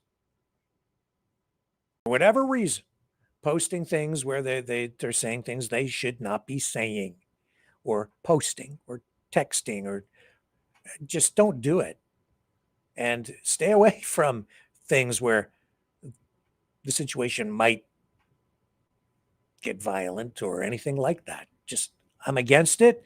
And regardless of, what politicians may or may not have done, you don't need to do that. There are ways to deal with it. And Justin Trudeau is no longer the prime minister. Some people, I remember, you think back, and people were saying things like, Trudeau's a dictator, we'll never have another election. And I said, yes, we will. And then we did. Mark Carney, when Trudeau stepped down as leader, and then there was a leadership convention, and Mark Carney became the leader of the Liberal Party, people were saying, oh, he's technically the prime minister, but didn't have a seat in the House of Commons. And so, of course, then the political opportunists out there saying, see, it's not really a democracy, and he's been appointed or anointed, and he's not even elected. But I pointed out that's part of the process. Things like that can happen. But then there is always a by-election held of some kind in order to allow the sitting leader to get a seat in the House of Commons. And then that happened, even though I saw some of these influencers out there, and then, of course, and other people, because they're hearing other influencers talk like this, saying, it's not a real country, it's not a democracy, and Carney's been appointed. Well, he did finally get into a by-election, and it didn't take long. And many politicians in Canada, leaders, have been in exactly the same position when they've become the leader of a party, but they weren't yet elected to office. And then they have an opportunity, and then they get elected, and then, or not, and then they usually step aside if they can't even get elected in their own riding. But that's not what happened. So Carney, yeah, he was elected in a by-election. Then we got a general election, right? Which people said would never happen, some people, but it did. showing that yes, it is still something of a democracy, because this is all crazy fear mongering. And then the general election came along. And then a lot of these people who are over on the conservative camp, the Conservative Party of Canada camp, actually, in the last election, saying Carney wasn't elected. And what happened during the general election? Who ended up not winning their seat? The leader of the Conservative Party. So then he was the leader of the Conservative Party without a seat, and he didn't step down as leader. So then you had to have a by-election for him. So the shoe was on the other foot. Now, he wasn't the prime minister, but still the leader of the party, and still living in the official residence at the taxpayer's expense, in the official residence for the official opposition. Never moved out. While the process unfolded so that there could be a by-election. And Mark Carney, as prime minister, quickly approved that process, allowing a person who was elected for the Conservatives to then step aside. Pierre Poilievre parachuted into a riding out in Alberta. And I'm just saying that the process does work. We don't have dictators in place, regardless of the rhetoric that is out there and the bombastic hyperbole that is designed, frankly, to scare you, to generate an emotional response where you're not thinking straight. And so you mark your X on the ballot for somebody because you're having an emotional breakdown. I'm not voting for the dictator. And worse, listening to people out there who are saying things that maybe they don't even mean, but make you think crazy thoughts to do something maybe that you wouldn't want to really do. Don't do that. Don't talk like that. Don't ever do it. Don't plan to do it. You just don't want to go there. So don't talk like bottom line is I'm against that. And I just want to make that very clear. Nothing against Phil. I understand he's emotional about some of these issues, but it's not wise to talk like that. And so I just want to state that very clearly here. Also, I was going to talk, it's the time is marching on here tonight. So I think maybe I'll save what I was going to say about the ostrich farm, maybe for tomorrow. Because I woke up in the middle of the night when it's quiet. I do more deep thinking. Very scary. I know you smell the rubber burning. My brain. Middle of the night, I wake up and I dream about this stuff. And I didn't sleep much last night because I was thinking about all of this rhetoric we're hearing and what it really means and why what's going on out of that crazy farm is not about the damn ostriches. It's about Canada, the future of the country. It's about our sovereignty. It's about U.S. influence. It's about a choice that was made a long time ago by Canadians to not be Americans, being revisited in many ways today because there is opportunity there to be disruptive,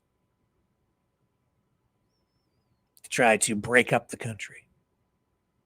And there's foreign influence there from the United States. And I hear it in the rhetoric that's out there. I keep hearing this phrase, we the people. We the people. Because people are confused. Our education system doesn't really educate Canadians adequately, nor do they in the United States. But because we're right next door to the United States, because we are exposed to so much U.S. media and to so much in terms of U.S. politics, people here get very confused. And I keep hearing that phrase, we the people, we the people. That's not a Canadian thing. Here we've embraced more the concept, I'm talking about it. We've embraced the concept of peace, order, and good government. And we did that when the country was formed, even before the country was formed. And certainly in 1867, that's what Sir John A. Macdonald embraced, and Canadians as a whole, because we didn't want to be Americans. Our approach to governing somewhat different. Donald Trump, here I go. I'm on about this, all right? I'll talk about it. Here we go.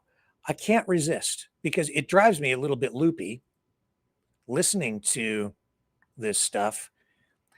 This is here it is here. This is the First Nations woman, the second one to go out to the farm. All right. What's her name again? It's Sifico.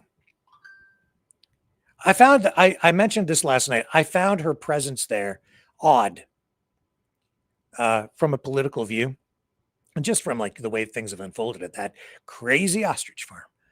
So Sifico, what I found really odd is I thought, isn't that the woman that showed up when the Pope went out to Alberta to apologize for the residential schools in Canada? And of course, then we got the during the one election, Trudeau lowering all the Canadian flags to half staff as these allegations of mass graves from the residential schools surfaced. And that's controversial. Then at this big event for First Nations peoples, she shows up, the Sifico, and there was this, it was supposed to be, it felt very choreographed to me, but we were told it was sort of impromptu. If you look up the information on it, where she sings to the Pope in a very, very prominent way. Of course, we're talking about, in the end here, what are we talking about? Issues of First Nation sovereignty, land claims, all of these issues, which are escalating in Canada because of UNDRIP politics. And included in that is this 51st state stuff. Anyway, so this woman is from Manitoba. She ends up out in Alberta at the Pope's appearance, takes front center stage at this event, which is broadcast on the major mainstream media outlets, CBC, CTV. Very politically correct, if you want to look at it through that lens, and I do in this particular case. So there she is. And yet it's just very odd because now she shows up out of the farm. We already saw one attempt to deliver a letter involving property rights, land rights from someone claiming to represent First Nations, only to find out that it was fake, that this person didn't really represent any First Nations tribe. Now, Sifico, but what is a week, 2 weeks later, she shows up. And this is what I found very interesting. Just, it really caught my attention when these words came out. Listen carefully to what she said. This was when she delivered the letter just after to the RCMP at the farm, saying that asserting land rights, saying that this is unceded territory, but the First Nations community that she says she represents is going to protect the farm, even though she's also claiming that the land essentially is under the rule of First Nations. So it's unceded territory, and therefore the RCMP and the CFIA supposed to, I guess, give her what she wants, which in this case was a head count of the birds and access to the birds. In any case, she's also challenging the sovereignty of the Canadian government because she's challenging the sovereignty of the king. All of creation of the land that you claim jurisdiction on, but your king has no jurisdiction here. We took the jurisdiction back from your Queen of England. I told her right to her face, our land, not yours. We the people that were born on these lands, you'll be protected. We the people. We the people. We the people. That's not a First Nations political concept. That is not a Canadian. It's a concept that Canadians are aware of, but it's not really one that is emphasized or embraced within, well, within the Canadian Constitution. It isn't. You don't find those words in here. It's an American phrase. It's the preamble to the U.S. Constitution. We, the people, in order to form a more perfect union. What does it mean? Well, it emphasizes individualistic rights, but also in the Constitution, I mean, they acknowledge that rights actually come from a higher place, God. However, the concept of we the people is in itself emphasizes individual liberty much more so than Canada, where we have emphasized peace, order, and good government. Still, our rights enshrined in the Constitution, not given to us by the government, if you interpret this, I believe, correctly, or the U.S. Constitution, our rights come from a higher place. They are inalienable. That's a word, again, a U.S. term, but the concept's still very much alive here in the Canadian Constitution. They come from God. Whatever God you choose is fine. Even if you don't have a God, the point is that our rights are inalienable. They belong to us as individuals. They are not bestowed upon us by government. The Constitution doesn't give us our rights. The Constitution is supposed to protect our rights. That's what the document is there for. Also, we as a society recognize that in order to protect rights, we need to limit rights. That's also what the Constitution is meant to do. In the United States, though, the concept of individualism, individual rights, or individual liberty is taken to, sometimes by some people, an extreme, and to a place that is nonsensical, especially among the sovereign citizens movement, the common law movement, where, and I've had this conversation in the last 6 months or so with a couple of people, where they believe that the individual is sovereign. Not true. This is the concept that is weaving its way through political discourse in this country, and it is twisting people's minds.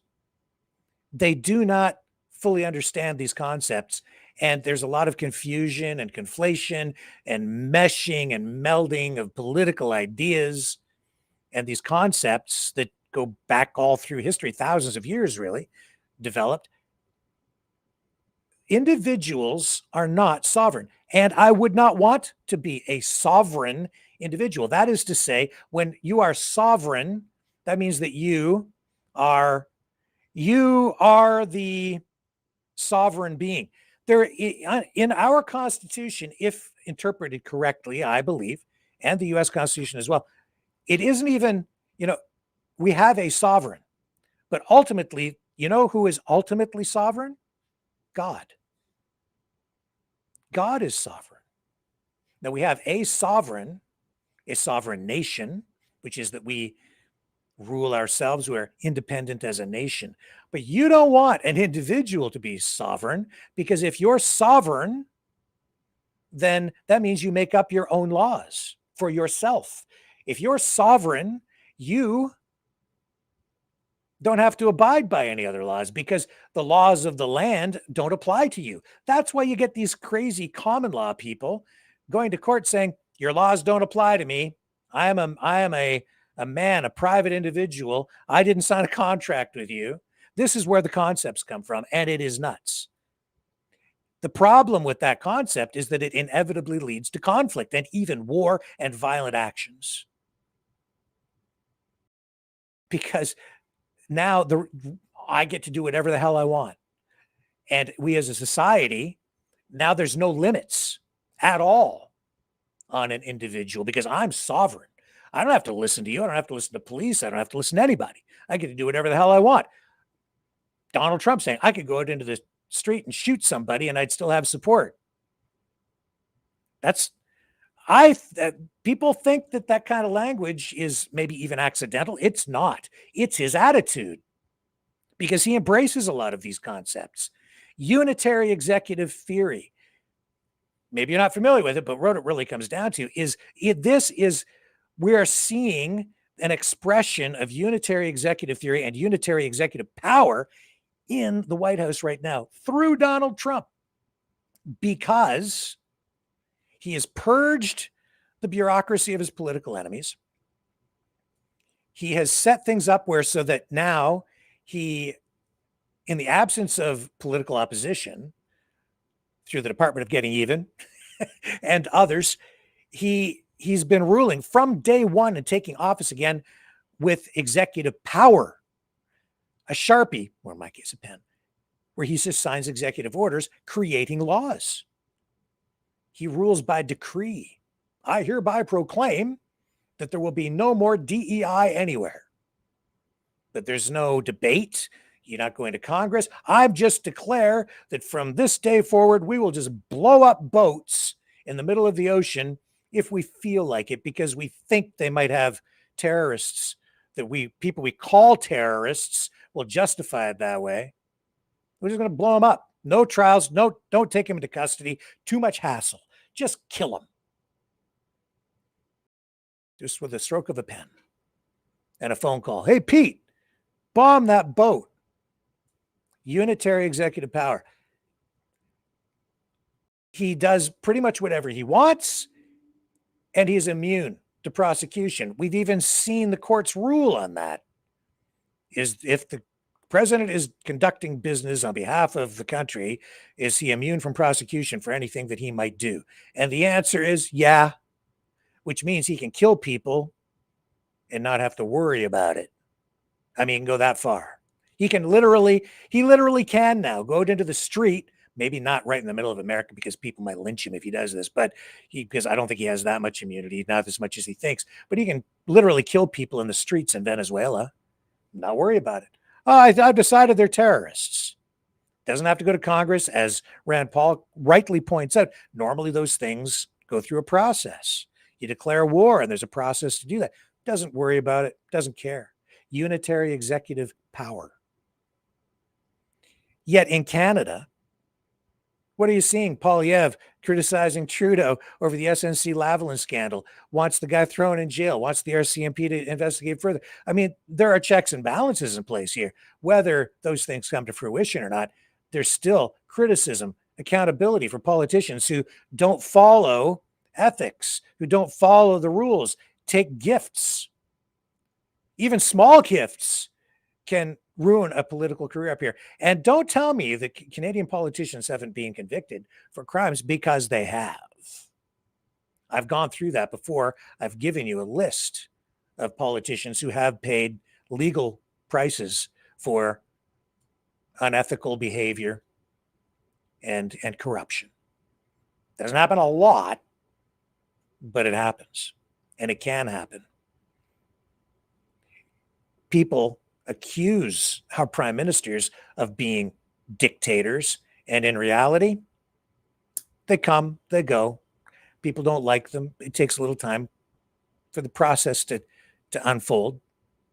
And maybe it takes time to get the Liberals out and get the Conservatives in, or get even a different change of government. Don't forget that the Conservative Party, even in its current form, is not the Conservative Party that it was, say, back in the 1970s. Reform Party came along. A lot of things have changed. Yes, you can change the government in Canada in a very profound and even meaningful way, or maybe even in a destructive way. The Conservative Party is not what it used to be at all. It's totally different, because over time you've seen the influences of the Reform Party, the Canadian Alliance, then back to a form of the Conservative Party as these, Unite the Right movements took place over time, and then the People's Party of Canada forming a populist movement as an extension of what was the conservative movement. So Canada is very fluid in terms of politics and what brand of party you might end up voting for, or the choices you have. And we have a lot of parties out there all the time Christian Heritage Party, the Freedom Party, provincially, it goes on and on. NDP, Social Credit, lots of different brands for people but people tend to vote for the Liberals or the Conservatives. That's always what we had federally, but we have had NDP governments that were elected provincially.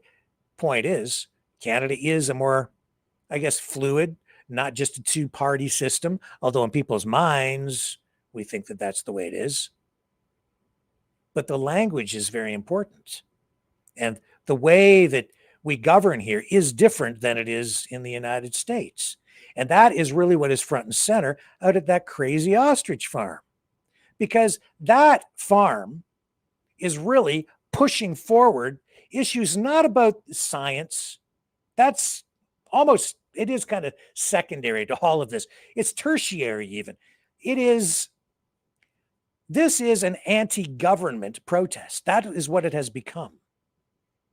And when I say anti-government, it's an attempt to really destroy a government agency and challenge the sovereignty and authority of the Canadian government, using lawfare in the same way that people say the government uses lawfare against political opponents sometimes, saying that the process is the punishment.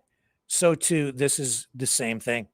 This is the legal process, the lawfare, creating a delay that is also becoming the punishment for the government, because then they're using a public relations information warfare campaign to highlight this issue where they're not even really truly being honest with people or genuine. And they're spinning a political narrative out there in order to discredit government, undermine confidence in government, to exploit the erosion of trust in government that we've seen since the pandemic, marrying all these issues together in order to get people emotionally engaged and upset to the point where they can't even think straight.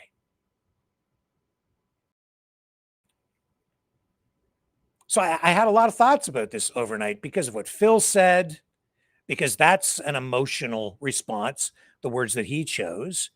We've seen that over and over again. But violence is never the answer. And then you see Cifico coming out there, First Nations woman. I don't think she even, honestly, I really doubt that she actually represents any tribes in that region. So I don't know that what she did is legitimate. And then today we saw, or actually yesterday, that the CFIA is not going to honor her demand to have access to the birds. And then she's using this phrase, "we the people." And that is infecting Canadian politics. And I use the word infect because it is an American virus that is being inserted into the Canadian discourse and political process.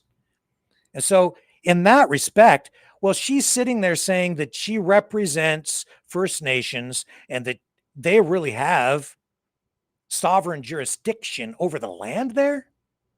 I say that even though she may have been born of the land, based on her rhetoric and her use of the phrase, "we the people," she's a pretendian in that sense.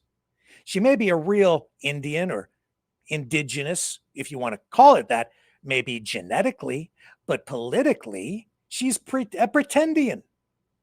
She's asserting a U.S. concept, intermingling that or combining it with natural law, Indigenous law, or common law,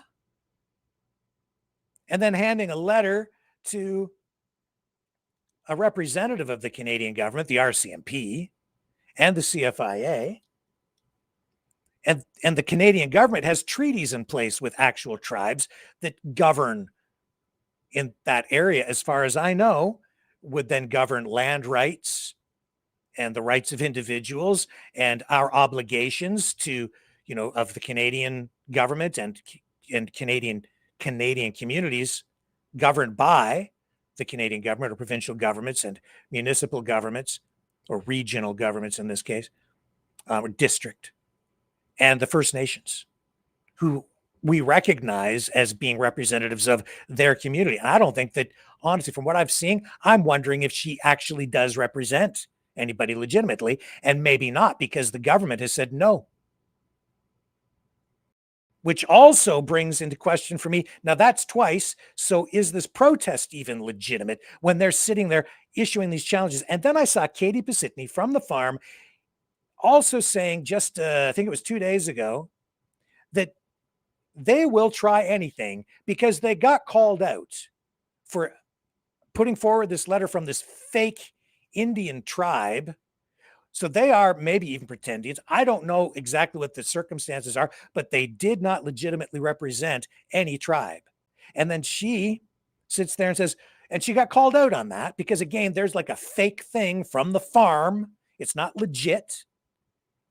And she's making excuses for it, saying, well, yeah, but we're going to try anything. I see. So it's not about being honest or transparent or truthful. It's just you're going to do anything to win. That doesn't get us to a good place, because if your solution is predicated on a lie, like imagine if the CFIA or the RCMP accepted that letter and then created some sort of a legal precedent, giving them legal merit or authority to a fake Indian group because they make a mistake even. And now it's like, oh, no, you recognized us. And with the First Nations in particular, because of the nature of their history and their laws, and if you don't know, if you don't know what the real history is, it's easy to confuse people. They can just tell you anything.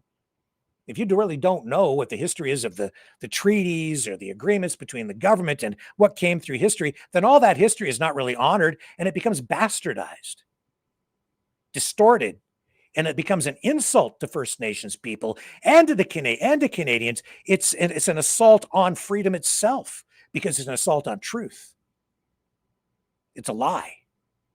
So I don't know what the deal is really with Civico, but something's not right there. And just the fact that she's using those words, we the people, that sends up big red flags for me, because we do see U.S. influence out of that farm. And there she is using a U.S. phrase from the preamble to the U.S. Constitution, which I'm also seeing regularly finding its way into the discourse used by common law people who are also under, constantly assaulting the jurisdiction and even the authenticity or legitimacy of the Canadian government. Canada itself saying that the country is a myth. The fact that they're saying that Canada is a myth, that the country is not really a real country, that's the lie. And there it is front and center out at the farm, as you see this fake Indian, pretendian, or at least a fake representative of a First Nations group that they didn't really represent, coming forward and presenting a letter, and it's all fake. It's not true. And it all comes back to this whole concept of who's in charge, who really has the rights to the land. And is Katie Pasitny really saying that she's willing to give up title to her land in order to save her ostriches? Is she really that, I'm sorry, but is she that naive? And that is actually out in BC right now. That is a big issue that is dominating, where the provincial government has actually turned sovereignty over to a First Nations group. And now you have people who own homes, settlers, if you will, right? European settlers or whomever, who own homes. And now the title to their homes, to their land, to their property is now in question, because there are concerns that maybe they don't own their homes anymore because it's been turned over or turned back over to the First Nations tribes there. I've got documents on that, because I think they were having a town hall meeting out there. If it wasn't yesterday, it might even be tonight that it's going on. Anyway, I haven't tuned in on it, but it's a major issue. And because of UNDRIP, this is stuff that's, potentially rolling out across the country. So there's another little weird thing that's going on out at the farm that just doesn't seem to, well, it's certainly not something the average person is even remotely aware of. And because people are so eager to be politically correct or to be understanding and sensitive and not offend anybody, when this kind of stuff is happening, because even out of ignorance, people are like, oh, yes, well, isn't that a great idea to have this First Nations person assert their First Nations rights here and really show the Canadian government that they don't have any jurisdiction, when in reality it's an insult not just to the Canadian government, to the Canadian people, to you as a property owner, but also to the First Nations communities that actually have legitimate treaties with the rest of Canada, because it's all fake. And because what they're really doing is trying to do an end run around things in order to gain power, to gain wealth, even illegitimately, not through negotiation, but through deception and misdirection. It's pretty freaking disgusting, actually, in my view. Now, you take it a step further. The other thing that I see going on out there regularly, it's the choice of words. And this is important. This is also why they don't want to test these birds. They say the birds are being murdered. They say the birds are innocent. They give the names, these birds names, they personify them. In your mind, now they've been elevated to a place where they have rights. These birds have rights. And that it's a crime to kill them or to cull them, even though they may or may not, but they may, or they did, certainly back in December and January, pose an absolute risk to other farms, other farmers who are property owners because they own other birds. And we do see an outbreak right now at another BC farm, even as we speak, where a cull order is being executed, but there are no protesters down there, only the ostriches. So they want you to think of the birds in human terms, saying that they have rights, or at least taking you down that road to make you think that they have rights.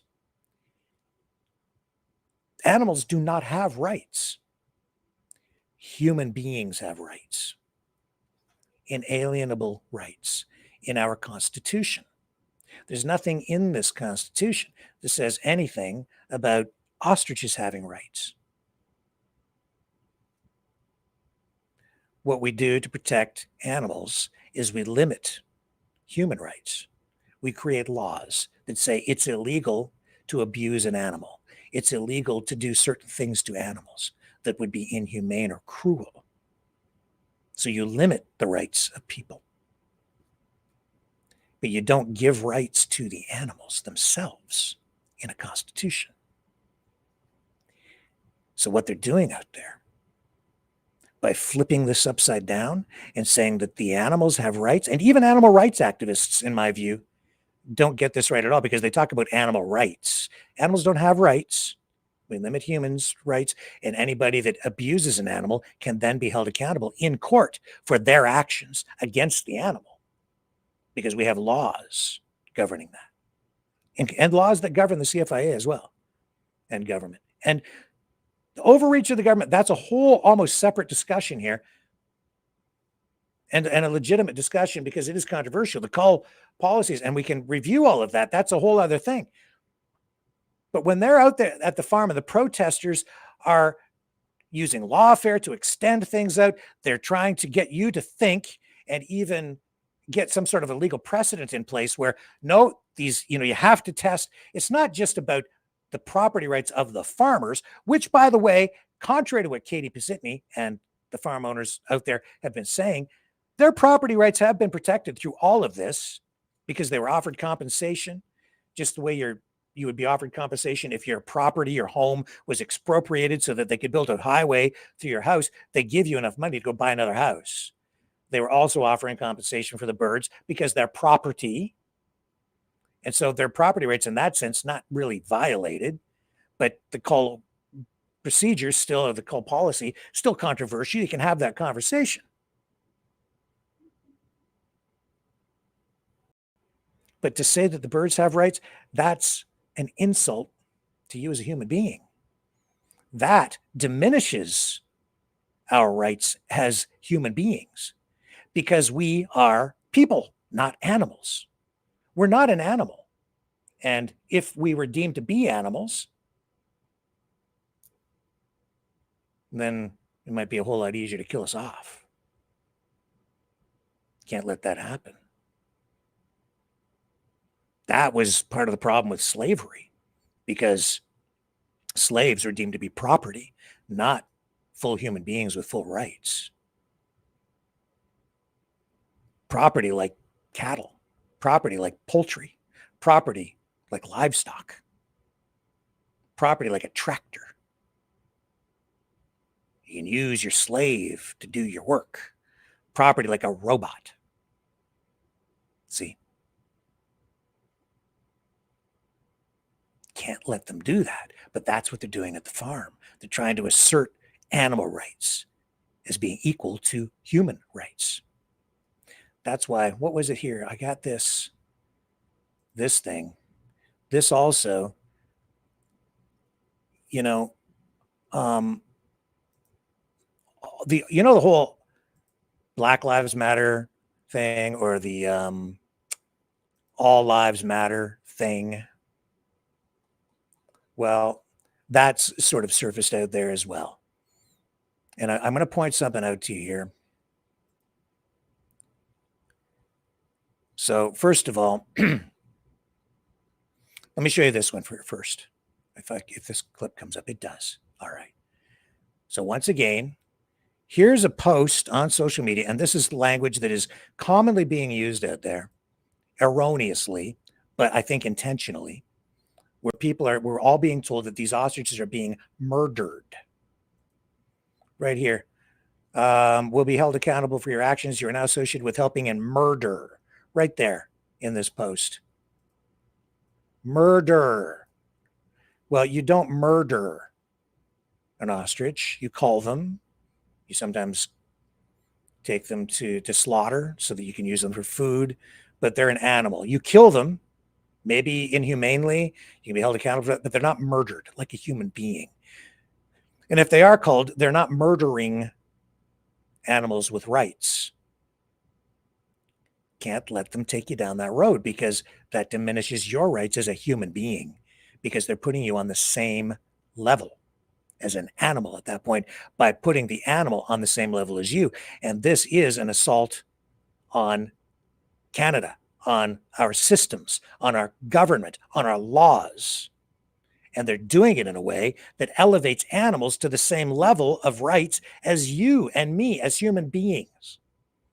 If they're successful in doing that, it erodes our rights. Okay. So you've got that. Now, here's where I'm going with this, all right? So also out at the farm, they put up a All Life Matters flag. And so in the context of everything else going on, I take real exception to this. Here, I'll show you. This is a version of the post. I think this one has been sort of produced on top, but you're going to see the flag, I think. So I want to show this to you. Can I get the audio up? Here we go. I wanted to put up this new flag. It says, all living things matter. Let's see if I can get a better shot of it here.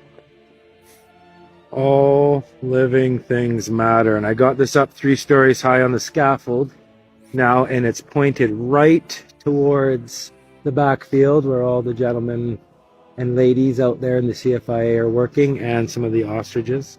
So it says all living things matter. So just a friendly reminder to them every day as they're out there working with these beautiful ostriches, when they're taking care of them, whatever it is they're doing over there right now, that they're reminded that all living things do matter.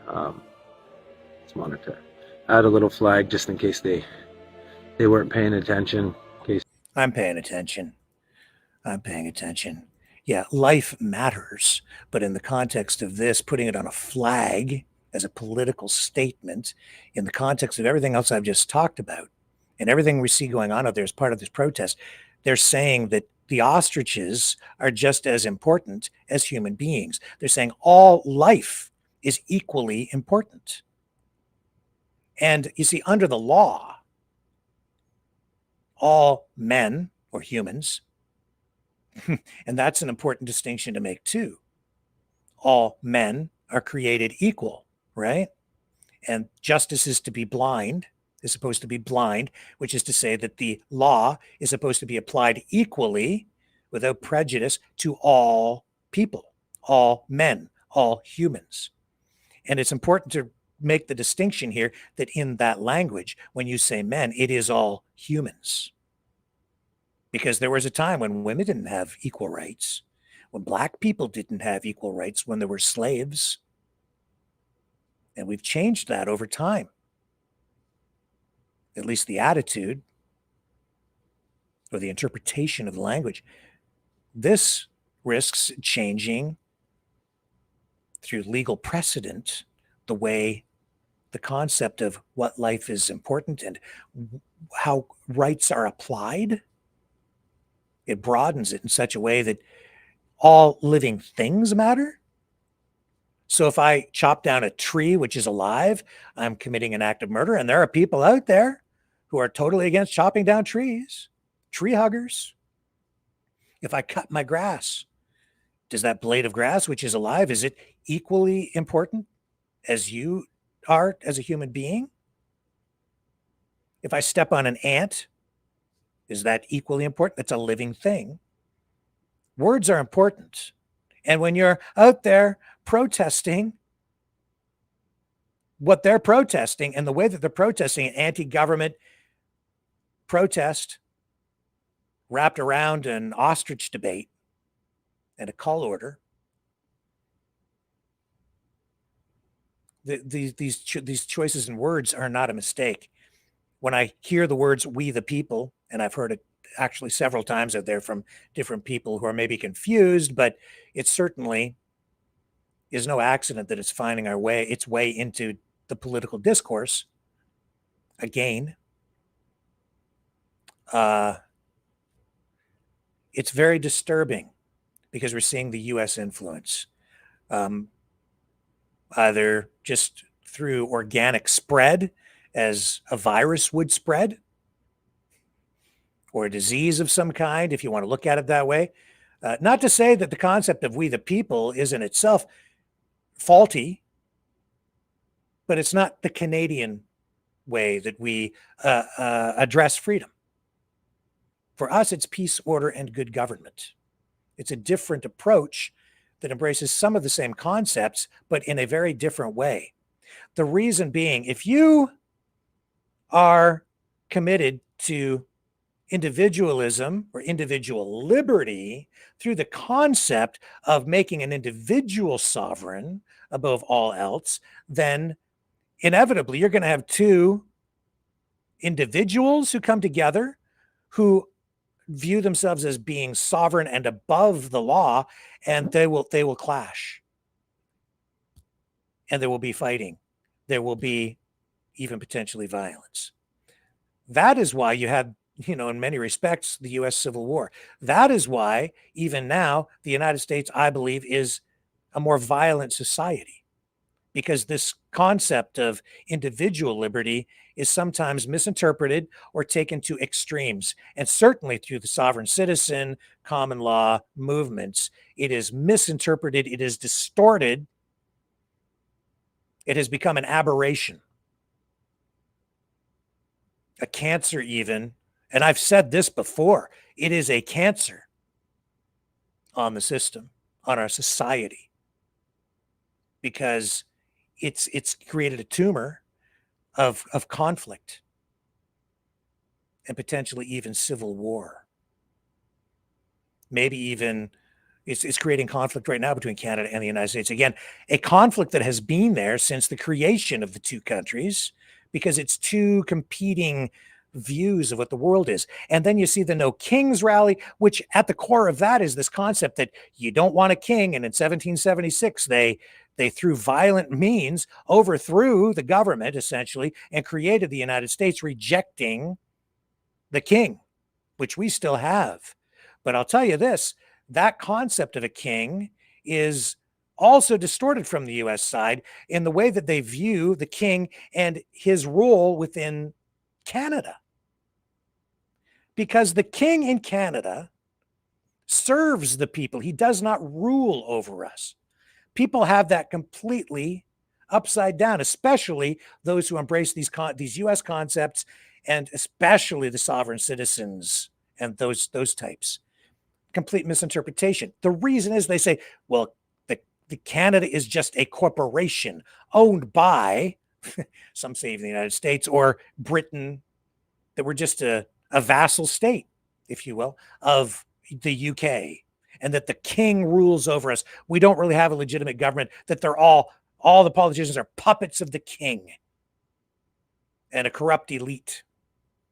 It's not true, because this is linguistic deception and gymnastics that they are employing here. They are saying that Canada is just a corporation because the king represents a corporation, like the head of a CEO of a company. In reality, the king is a corporation, or at least the sovereign end of it is a corporation, but it's not a corporation like a Burger King or a General Motors or a company. The king represents a corporate soul, a legal concept that I'm sure very few of you have ever really encountered. A corporate soul is a legal entity, but it is not a business. It represents, or it forms the foundation for a sovereign. The man, the king, in this case, King Charles, serves as the sovereign, as the king. But the sovereign nation, the corporation soul, and I don't mean S-O-U-L, I mean S-O-L-E, singular. It's not a corporation like Burger King, it's a corporation soul. And it's a legal term, you can look it up. As such, its life is infinite. It extends beyond the life of the king. And even the possessions that we all see as the trappings of wealth and power, the crown, the carriage that he rides in the ceremonies, the pomp, the circumstance, the castle that he lives in, the throne itself. Oh, look at all the wealth that this person has. Yes, but he doesn't actually own those things as an individual, as a person. They're not his. They belong to the corporation soul. The corporation is actually the people, the country, our society, the body, the corporation, the collective of our society, the people, and the soul being the singular entity that comprises all of brings the two things together into a corporation soul. But the king doesn't own that stuff. When the king passes away, all of that remains within the legal framework and the ownership of the corporation soul. And that is then held in trust until the heir to the throne takes power to represent the people. But he doesn't rule over the people, and he doesn't own those things. As an individual, he can own, or she, if it's a queen, can own some personal possessions, but doesn't own the crown, doesn't own the throne, doesn't own that carriage.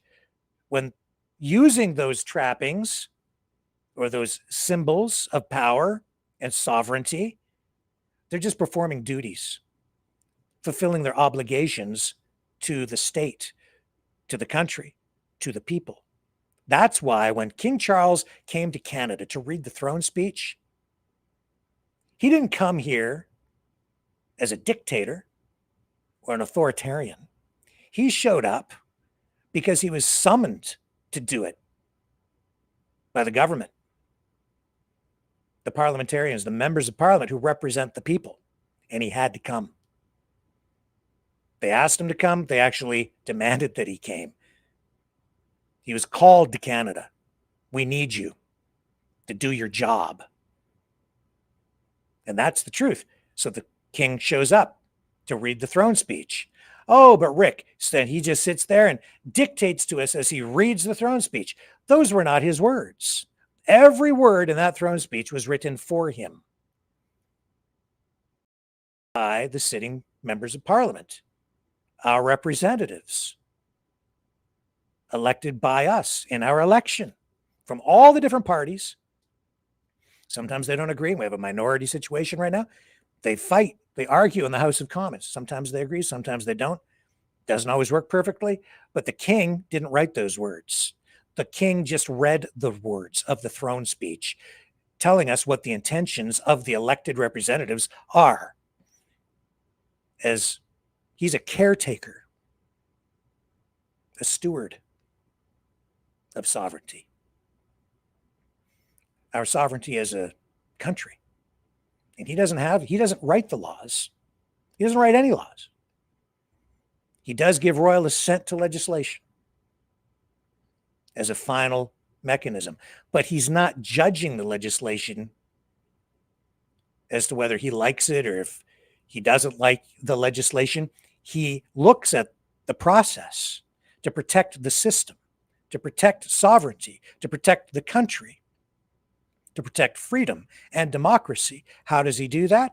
When legislation or a law is, first you start with a bill, then it has to go to debate, presented in the House, first reading, second reading, third reading, then goes to royal assent. It goes through a lengthy process of checks, balances, reviews. And if it makes it that far and it's approved by Parliament, then it goes to the king. And generally speaking, he looks at it and he will say, okay, did it go through all the whole process? Was this done properly? And if so, then he signs off on it, gives it royal assent, and it becomes law. So he's involved in that respect, but he didn't write that law. He's not a dictator. He's not an authoritarian. The prime minister gets one vote. He has a government whip. He can help establish the direction of the government. Of course, he has a lot of power that way, but he still only gets one vote. And he has to have a seat in the House of Commons. He must get elected. He's not a dictator. That's the way the system works. And the corporation's soul is not McDonald's. It's not Burger King. Mark Carney doesn't wear a Burger King crown on his head. The King Charles, not a dictator. It's a much different system. And nobody in Parliament really has the ability, not even the prime minister, to just sit there and write like hundreds of executive orders with a Sharpie and rule by decree. Even though often people in confusion accuse the government of doing that and the prime minister, but they don't. They can't. They certainly can't get away with very much of that, not in our system. And yet over in the States, that's exactly what you have. Everything is kind of viewed backwards in that regard because you have a sitting president who has really purged a lot of the democracy and political opponents from the system in order to exert in unprecedented ways unitary executive theory. Steve Bannon has talked about this extensively, actually, over time. And they are using unitary executive power to enact things, to get laws done, to get a lot of things done politically very, very, very quickly. That's why you've seen such a rapid fire rolling out of the Trump agenda from the beginning of this administration, Trump 2.0. It's because they're using that unitary executive power where they don't have any checks and balances. He just signs off on this stuff. And when did that become very, very pronounced in a way that really got all of us very concerned and upset? During the pandemic. Operation Warp Speed. What did he do? Executive order. Operation Warp Speed. Throw out all those regulations, all those safety measures when it comes to the development of a vaccine. Get rid of it. Get rid of all those safety protocols. Just get it out there.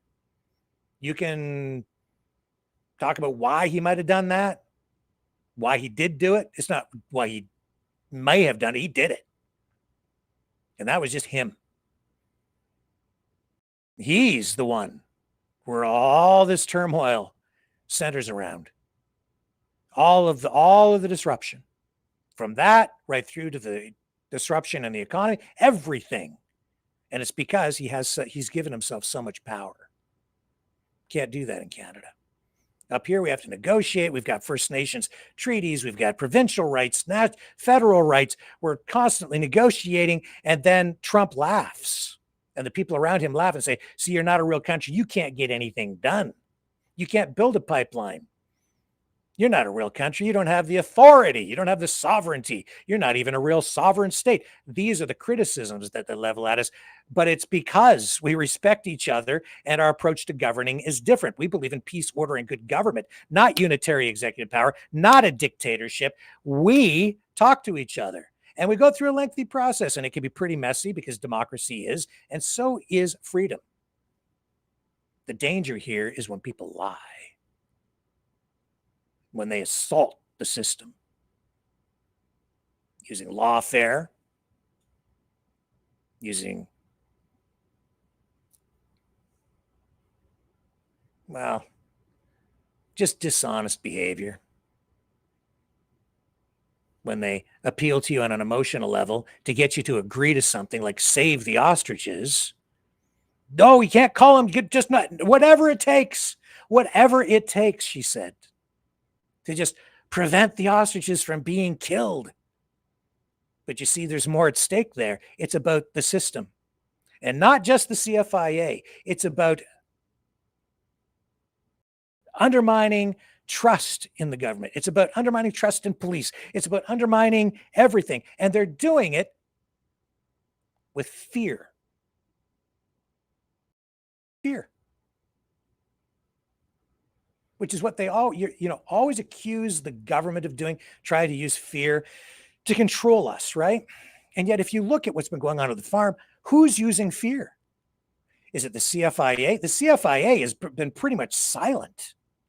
They issued a couple of media releases digitally online through their website, but they don't have anybody out there making public statements. They don't have anybody out there doing PR that I see. I see some people on the left side of the political spectrum chiming in, sometimes with facts, sometimes with exaggeration, but all the real hardcore fear, we have to save the birds or they're going to kill all the animals in the entire province at every farm to starve us to death.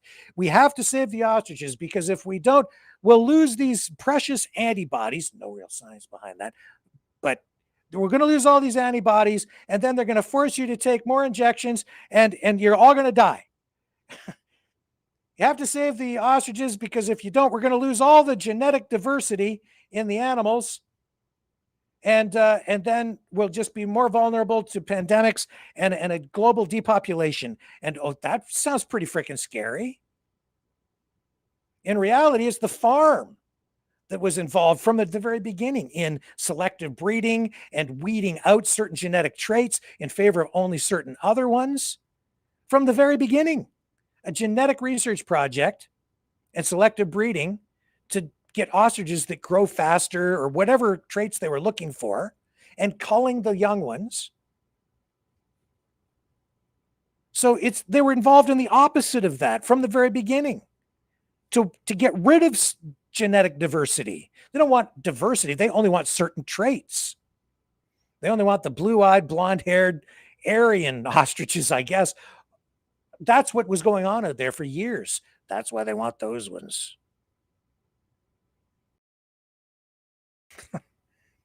But save these so that we get the genetic diversity and the other thing is this whole idea that they're going to save these things because of the antibody. It can take generations of development, evolution, if you will, for these antibody traits or the production of such antibodies to be passed on from one generation to another. And I still want to know where the damn babies are. Where are all the damn baby birds? None out there.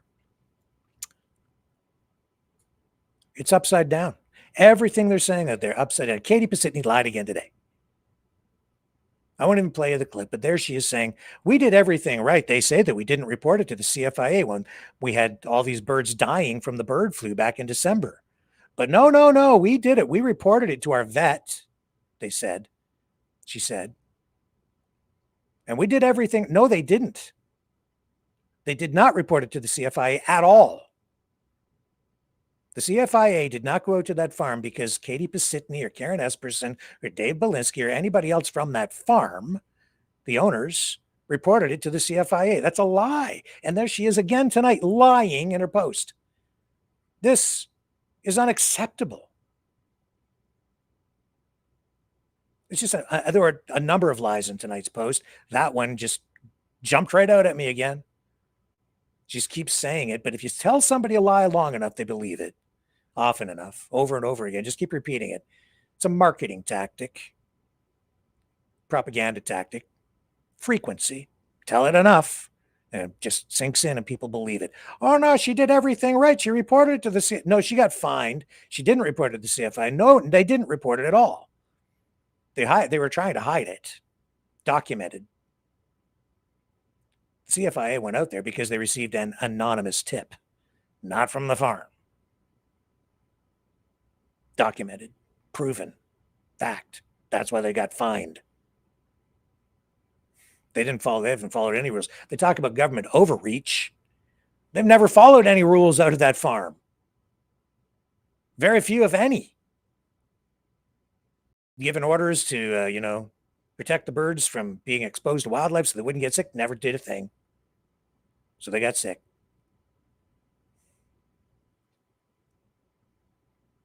They don't follow the rules. Because they don't believe in rules, I guess. Because they're we the people. They're sovereign. Maybe and a lot of sovereign citizens out there. So your laws don't apply to me, Mr. Canadian government man. Screw you.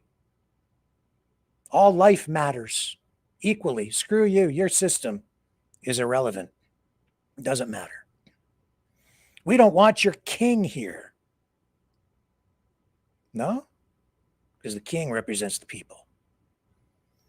Our king is not like a dictator. Our king is not like the king of some banana republic. Our king doesn't hawk watches on the internet.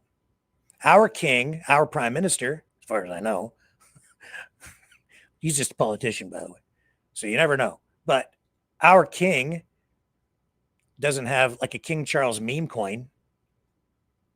Because our king may be a corporation soul, but he sure as hell doesn't represent a corporation like General Motors, McDonald's, Burger King, or Trump Inc.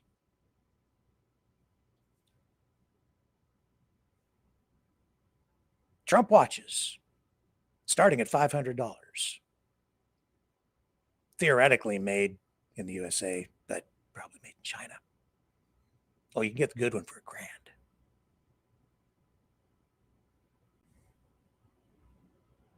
Who's really the head of the corporation? Who's really running things like a business? Who's transactional? Who views everything in terms of a deal? Donald J. Trump, who has purged the country of his political enemies, has put military troops on the streets of the United States into cities where that are, governed by political opponents, distances himself from any sort of moral or even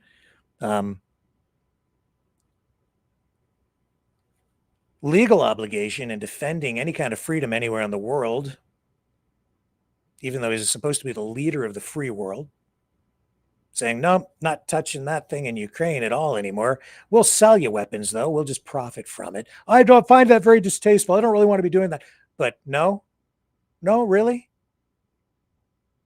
Yeah, buy the Gripen instead.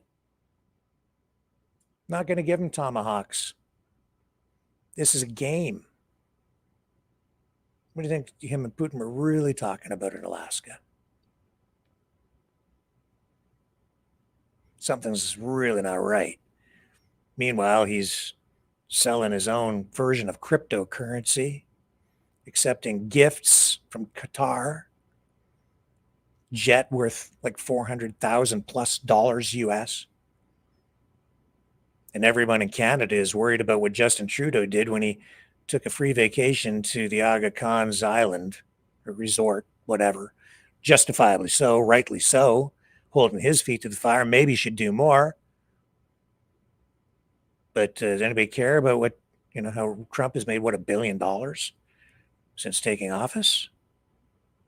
As he plots to take over Canada as the 51st state. Oh, it's just a joke. Oh, he's just joking. No, he's not joking. Now it's actually, oh, look what's happened. Oh, people out of the Ostrich farm. There's Dr. Oz at RFK Jr. saying, save the ostriches. Oh, let's just be a little bit more disruptive, shall we? They're not right. They had no business sticking their nose in up there. Nor does that billionaire out of New York, John Katzimatidis. Oil baron, shopping center tycoon, New York, media magnate, WABC radio out of New York, beaming their signal back into Canada. Free radio, Katzimatidis. Propaganda? I don't know. Maybe. Things really not right. Look at the trouble, the problems, everything is just gone crazy, gone nuts. You really think it's about the ostriches and saving the ostriches?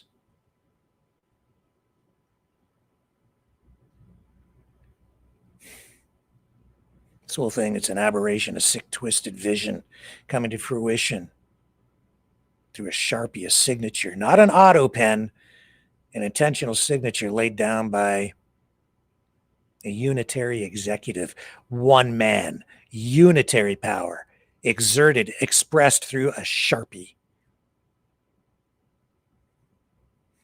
His power, his way, his people. That's not democracy. And that's not representative of all the people. This is a president who literally posts video of him crapping over half the people he's supposed to represent just because he got upset because of the No Kings rally. So I guess what message does that send? Does that mean that he represents those people? Is he a president of all the people?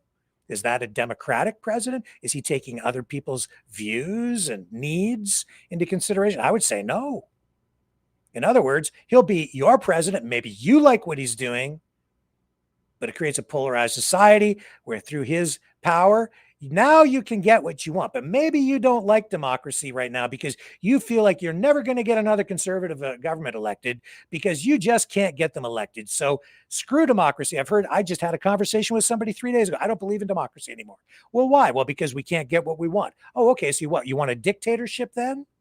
Because you can't convince people to go to the polls and vote the way that you want them to vote. So you only want what you want. And then that means that if you're going to get what you want through authoritarianism and a dictatorship of some kind, which are the alternatives to a democracy, then maybe you get what you want, but then you're going to live with your neighbor being oppressed. That's not a free society. If that's what you want, maybe we're going down that road right now.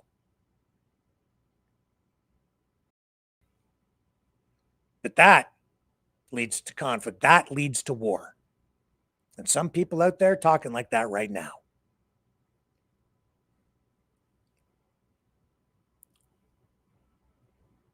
Got to have fairness, respect, accountability. These ideas are so complex that, as they're asserted or put into motion, out at the Ostrich farm, the true intent of the protest itself is cloaked. That's what makes it so insidious. So hard to understand. It's why it led us to the situation where the only explanations, twisted, distorted explanations, for some people just come from now conspiracy theories. Oh, the government is behind it all, and they're going to murder us all. They're going to go kill, after they're done with those ostriches, they're going to kill every other bird and every other cow, and they're coming for your pets. They're going to come for your dog, Rick. No, they're not. That's insane. That's not peace, order, and good government. It's chaos. And who's creating that chaos? It's we the people. It's the we the people.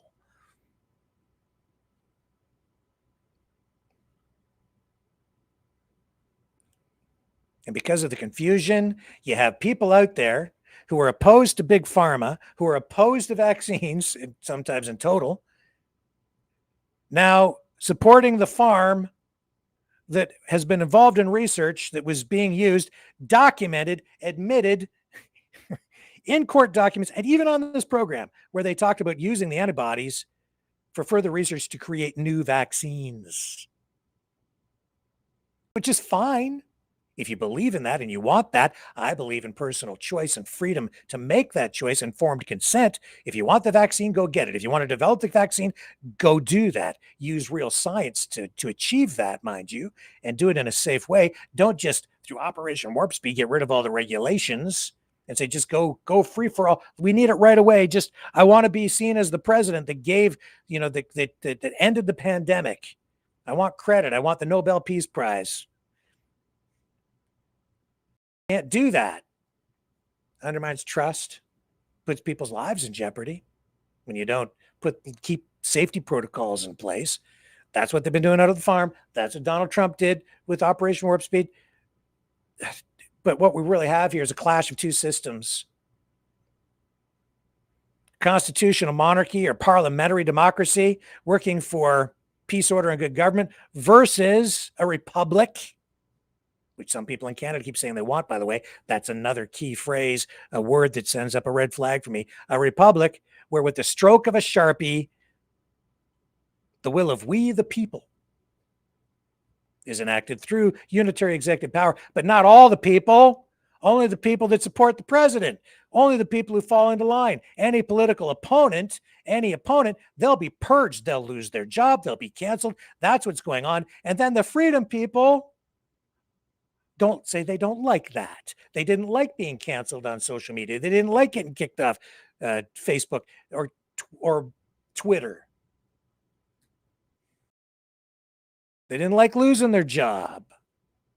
And yet that's what's going on down there right now. It's just Trump's doing it to people. To some degree, it's going on up here too. But not like it's all coming from the U.S. side. And you've got a man down there who says he's the president of peace. He claims there's a ceasefire in Gaza, but there clearly isn't. They're still killing people. And then he's going to be the chair of the peace board, not freeing Palestine. He's claiming control over Palestine and even asserting control, frankly, over Israel. Oh, the Jews, the Israelis, they control Trump. From what I'm seeing, especially of late, he has found a way to hold Netanyahu accountable or to just do what he wants. That's why Gaza is going to be the Riviera of the Middle East. That's why all of his rich buddies from places like Qatar are going to be able to invest in there, rebuild what's been leveled, turn it into a resort, I guess. And they're all going to get rich.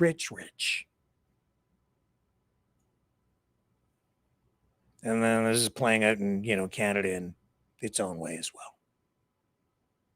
All life does matter, but some life is more valuable. Human life is more valuable than the life of a blade of grass or an insect or a damn ostrich. Because humans, why? We have souls. Not an S-O-L-E, but an S-O-U-L-S. We're not animals, we're humans. We have human rights. And human rights are much more important than the rights of an ant or a blade of grass. To assert otherwise is an insult to all humanity. It's an insult to the country, to all those who fought and died for our freedoms, because it's making a mockery of our country. What they're doing out there is making a mockery of our system. They're mocking you,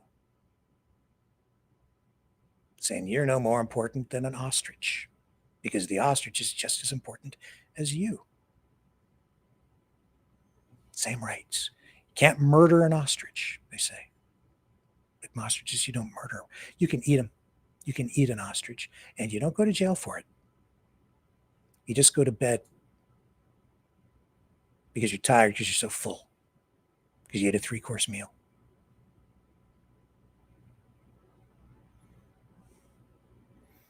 So in reality, what are they proving out there? Well, if you look at it the way that I'm laying this out for you, and this is all true. It's right in front of you if you choose to see it. This is proving that some life is more important than other life. Human life is the most valuable because we have rights. Animals do not. That is why also you cannot look at this the same way as you look at the pandemic. Because the ostriches are livestock. And I don't care if they say they're poultry or not poultry. I know they're ratites. They're still classified as poultry. They want them classified otherwise because, again, they're playing a game of linguistic gymnastics out there to confuse. But they don't have rights. Not like you and I. They don't get a day in court. The farm owners do, though, and they've abused that all the way through here. They're taking it as far as they possibly can, all the way to the Supreme Court. And they are trying to win this in the court of public opinion in order to exert pressure on the Supreme Court to make a decision on an emotional basis and out of fear of the mob, fear of a huge number of people out there who are saying, we want this. Our group of people wants this. Amplifying that voice, putting pressure on the Supreme Court not to make the decision based on the rule of law and legal precedent that has been, in place for generations, laws that were developed over time through a constitution, expressed through a constitution, developed over literally thousands of years, going back to John Locke and all the, Plato, Aristotle, philosophy.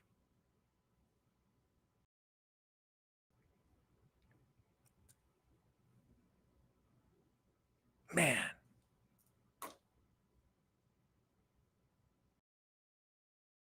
Yeah, well, this isn't a 30-second TikTok video tonight. This is much deeper. This is the most important perspective on the whole thing, in my view. Put up that flag. All life matters. That's a lie. Not that all life doesn't matter, but it's not equally important. The statement itself is not clear enough. And that is also intentional.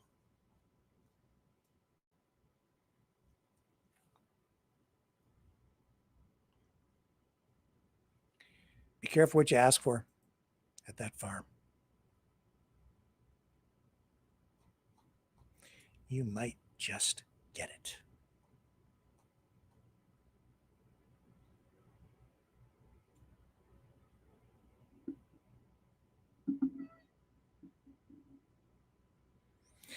Donald Trump's worst nightmare. Love you guys. See you back here tomorrow, 7 p.m. Eastern, on the flip side.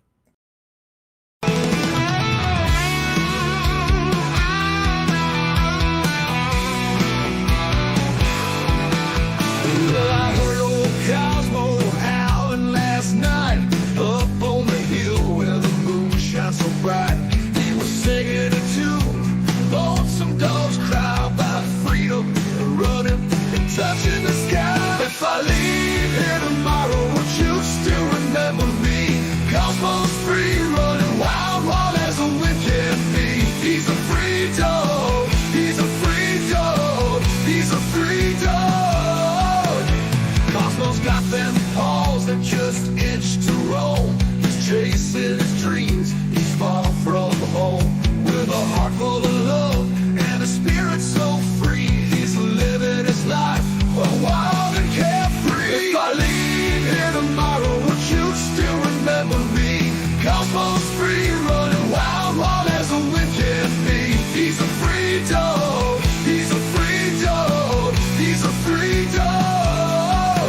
He's got the stars in his eyes, the wind in his fur, a tail that wags like it's never heard of a blur. Cosmos on a journey, he's got no chains. He's running through fields, breaking all the lanes.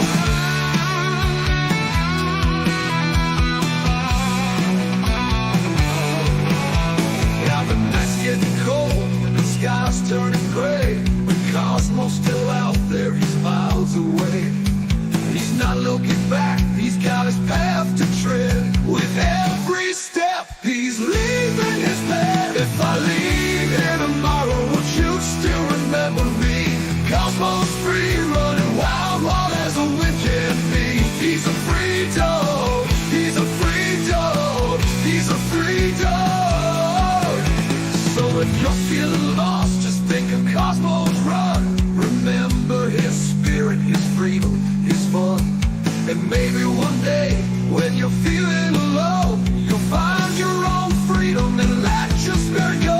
If I leave here tomorrow, would you still remember me? Cosmos free, running wild, wild as a wind can be. He's a free dog, he's a free dog, he's a free dog.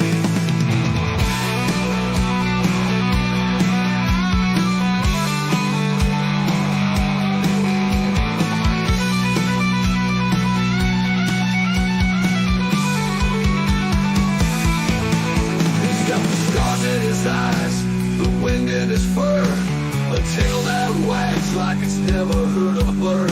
A heart full of love and a spirit so free. He's living his life wild and carefree. He's got the stars in his eyes, the wind in his fur, a tail that wags like it's never heard a bird. Cosmos on a journey, he's got no chains. He's running through fields, breaking all the lanes.